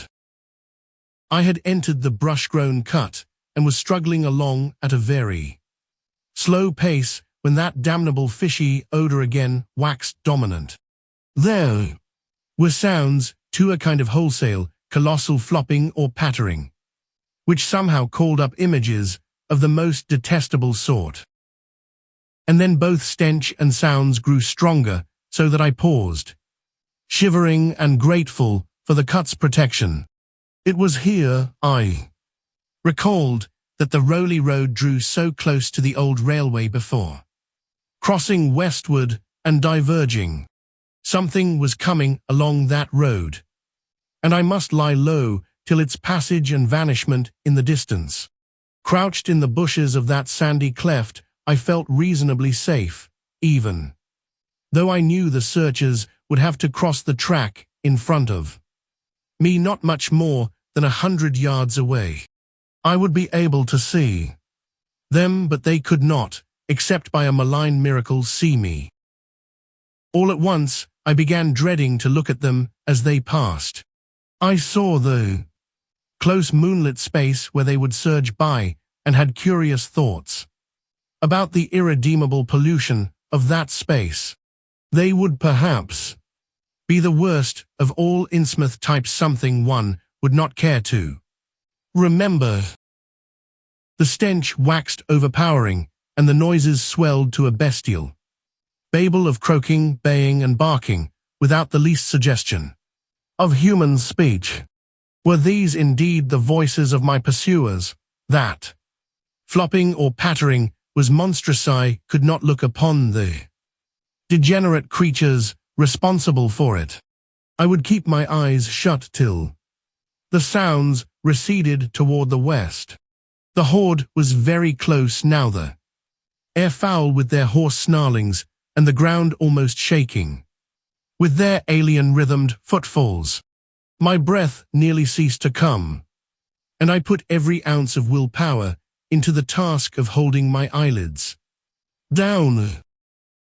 I am not even yet willing to say whether what followed was a hideous actuality or only a nightmare hallucination. The later action of the government, after my frantic appeals, would tend to confirm it as a monstrous truth, but could not an hallucination have been repeated under the quasi-hypnotic spell of that ancient, haunted, and shadowed town? But I must try to tell what I thought I saw that night under the mocking yellow moon. Saw surging and hopping down the Rowley Road, plain sight in front of me as I crouched among the wild brambles of that desolate railway cut. Of course, my resolution to keep my eyes shut had failed. It was foredoomed to failure, for who could crouch blindly while a legion of croaking, baying entities of unknown source flopped noisomely past, scarcely more than 100 yards away? For I knew that a long section of them must be plainly in sight where the sides of the cut flattened out and the road crossed the track end. I could no longer keep myself from sampling whatever horror that leering yellow moon might have to show. It was the end for whatever remains to me of life on the surface of this earth, of every vestige of mental peace and confidence in the integrity of nature and of the human mind. Can it be possible that this planet has actually spawned such things that human eyes have truly seen as objective flesh, what man has hitherto known only in febrile fantasy and tenuous legend? And yet I saw them in a limitless stream, flopping, hopping, croaking, bleating, surging inhumanly through the spectral moonlight, in a grotesque, malignant saraband of fantastic nightmare.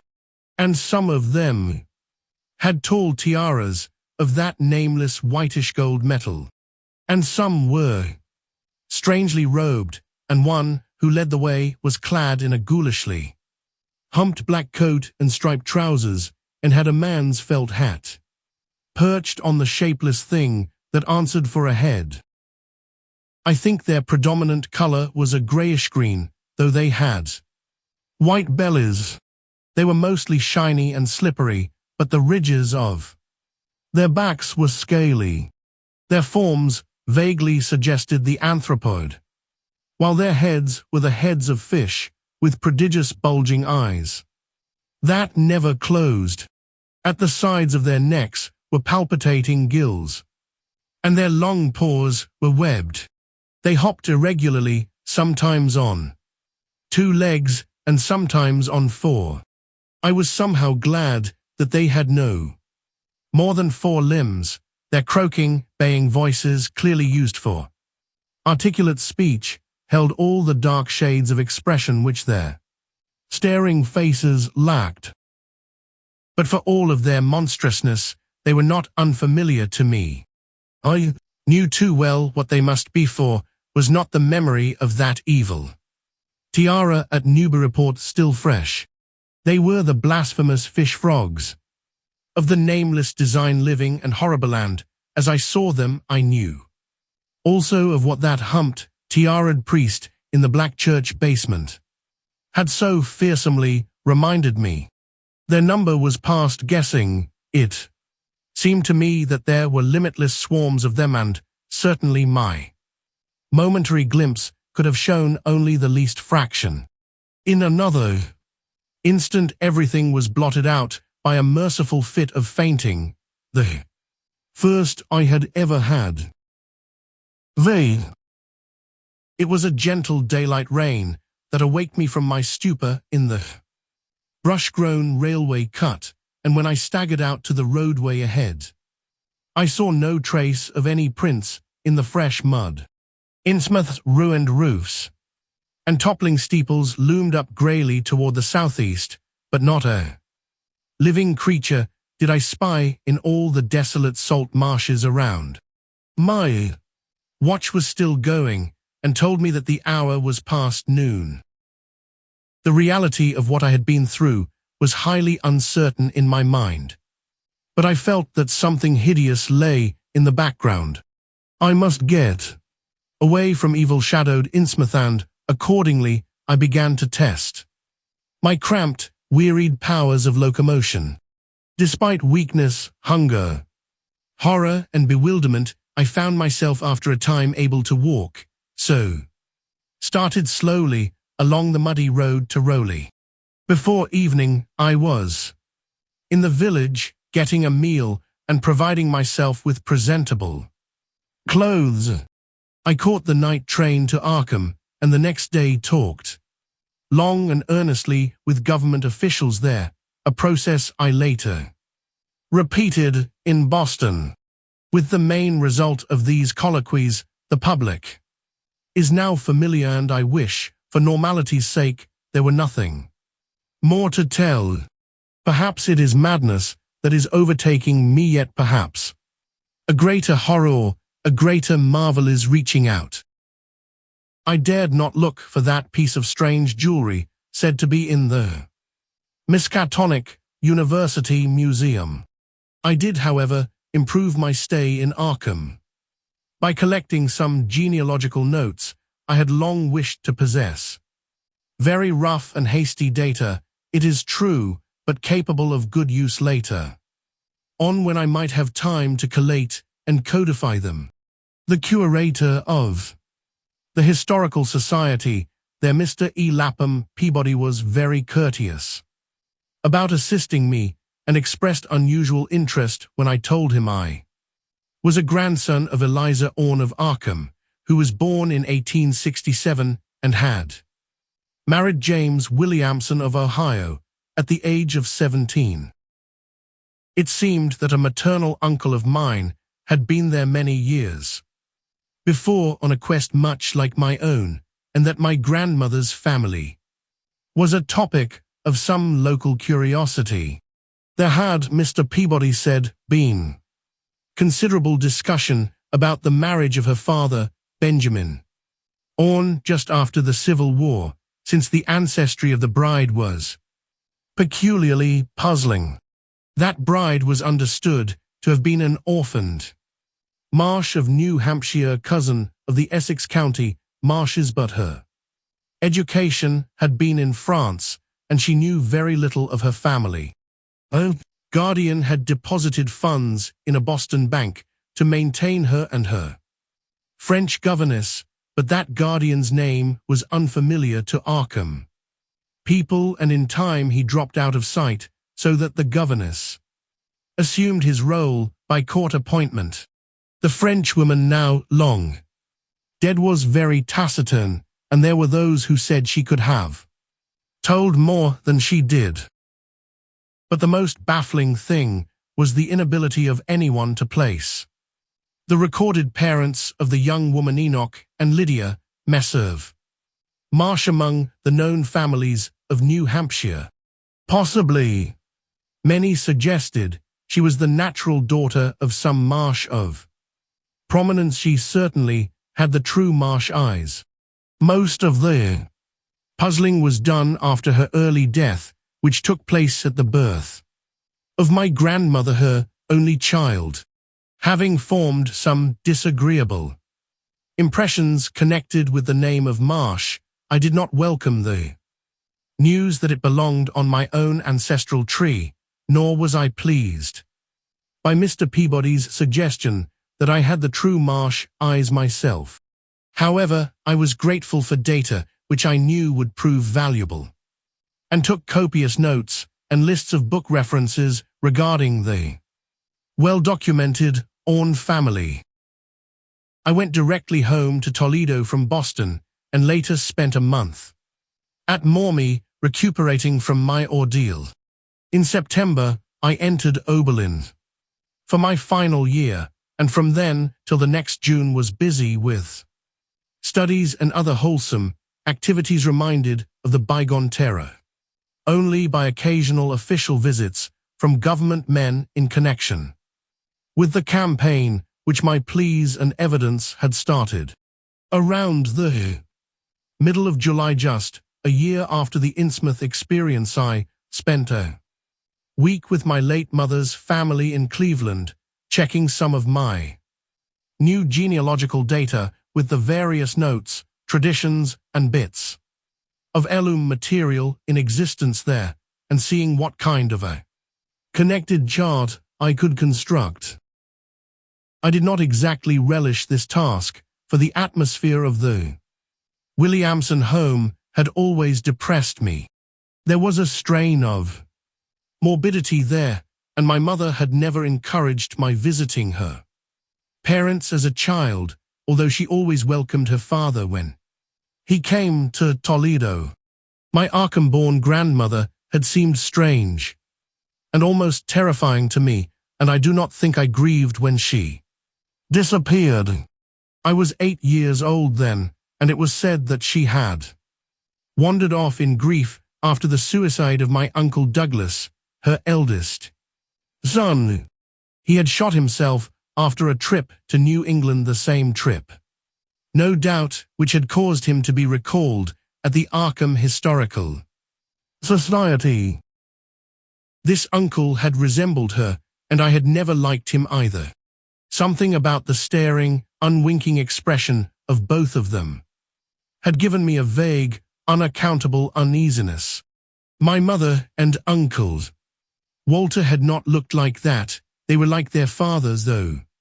Poor little cousin Lawrence Walter's son had been an almost perfect duplicate of his grandmother before his condition took him to the permanent seclusion of a sanitarium at Canton. I had not seen him in 4 years, but my uncle once implied that his state, both mental and physical, was very bad. This worry had probably been a major cause of his mother's death 2 years before. My grandfather and his widowed son Walter now comprised the Cleveland household, but the memory of older times hung thickly over it. I still disliked the place and tried to get my researches done as quickly as possible. Williamson records and traditions were supplied in abundance by my grandfather, though for Orne material I had to depend on my uncle Walter, who put at my disposal the contents of all his files, including notes, letters, cuttings, heirlooms, photographs, and miniatures. It was in going over the letters and pictures on the Orne side that I began to acquire a kind of terror of my own ancestry. As I have said, my grandmother and Uncle Douglas had always disturbed me. Now, years after their passing, I gazed at their pictured faces with a measurably heightened feeling of repulsion and alienation. I could not at first understand the change, but gradually a horrible sort of comparison began to obtrude itself on my unconscious mind, despite the steady refusal of my consciousness to admit even the least suspicion of it. It was clear that the typical expression of these faces now suggested something it had not suggested before, something which would bring stark panic if too openly thought of. But the worst shock came when my uncle showed me the worn jewelry, a downtown safe deposit vault. Some of the items were delicate and inspiring enough, but there was one box of strange old pieces descended from my mysterious great-grandmother, which my uncle was almost reluctant to produce. They were, he said, of very grotesque and almost repulsive design. As my uncle began slowly and grudgingly to unwrap the things, he urged me not to be shocked by the strangeness and frequent hideousness of the designs. There were 2 armlets, a tiara, and a kind of pectoral, the latter having in high relief certain figures of almost unbearable extravagance. He seemed to expect some demonstration when the first piece, the tiara, became visible, but I doubt if he expected quite what actually happened. I did not expect it either, for I thought I was thoroughly forewarned regarding what the jewelry would turn out to be. What I did was to faint silently away, just as I had done in that briar-choked railway cut a year before. From that day on, my life has been a nightmare of brooding and apprehension, nor do I know how much is hideous truth and how much madness. My great-grandmother had been a marsh of unknown source whose husband lived in Arkham, and did not old Zadok say that the daughter of Obed Marsh by a monstrous mother was married to an Arkham man through a trick? What was it the ancient toper had muttered about the likeness of my eyes to Captain Obed's? In Arkham, too, the curator had told me I had the true Marsh eyes. Was Obed Marsh my own great-great-grandfather, who, or what then, was my great-great-grandmother? But perhaps this was all madness. Those whitish gold ornaments might easily have been bought from some Innsmouth sailor by the father of my great-grandmother, whoever he was. And that look in the staring-eyed faces of my grandmother and self-slain uncle might be sheer fancy, bolstered up by the Innsmouth shadow which had so darkly colored my imagination. But why had my uncle killed himself after an ancestral quest in New England? For more than 2 years, I fought off these reflections with partial success.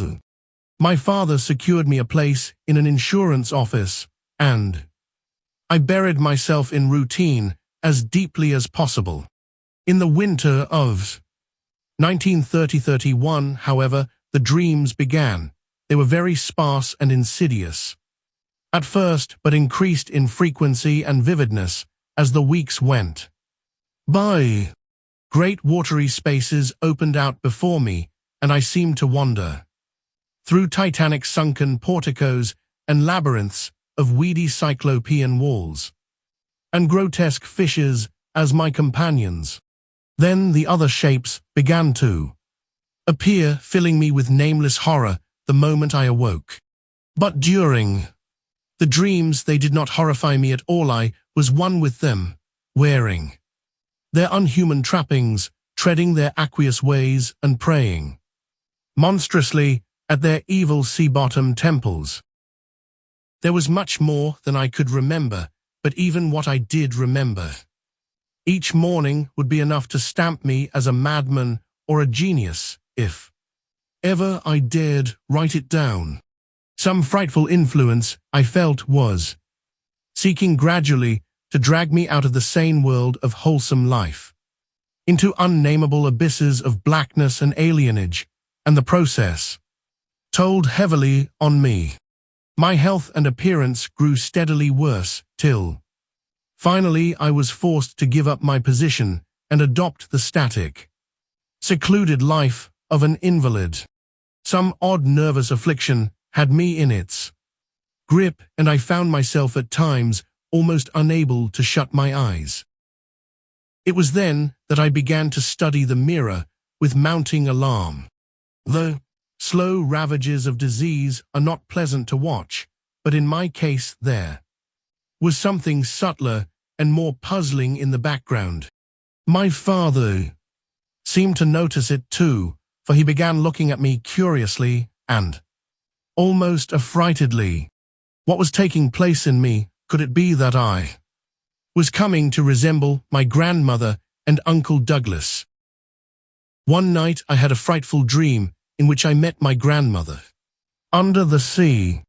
She lived in a phosphorescent palace of many terraces with gardens of strange leprous corals and grotesque brachiate efflorescences, and welcomed me with a warmth that may have been sardonic. She had changed as those who take to the water change, and told me she had never died. Instead, she had gone to a spot her dead son had learned about, and had leaped to a realm whose wonders destined for him as well he had spurned with a smoking pistol. This was to be my realm, too. I could not escape it. I would never die, but would live with those who had lived since before man ever walked the earth. I met also that which had been her grandmother for 80,000 years. Pth Thiarelli had lived in Yaharentichle, and thither she had gone back after Obed Marsh was dead. Yaharentichle was not destroyed when the upper earth men shot death into the sea. It was hurt but not destroyed. The deep ones could never be destroyed, even though the Paleogean magic of the forgotten old ones might sometimes check them. For the present they would rest, but someday, if they remembered, they would rise again for the tribute great Cthulhu craved. It would be a city greater than Innsmouth next time. They had planned to spread and had brought up that which would help them, but now they must wait once more. For bringing the upper earth men's death, I must do a penance. But that would not be heavy. This was the dream in which I saw a Shoggoth for the first time, and the sight set me awake in a frenzy of screaming. That morning, the mirror definitely told me I had acquired the Innsmouth look. So far I have not shot myself as my Uncle Douglas did. I bought an automatic and almost took the step, but certain dreams deterred me. The tense extremes of horror are lessening, and I feel queerly drawn toward the unknown sea deeps instead of fearing them. I hear and do strange things in sleep, and awake with a kind of exaltation instead of terror. I do not believe I need to wait for the full change as most have waited.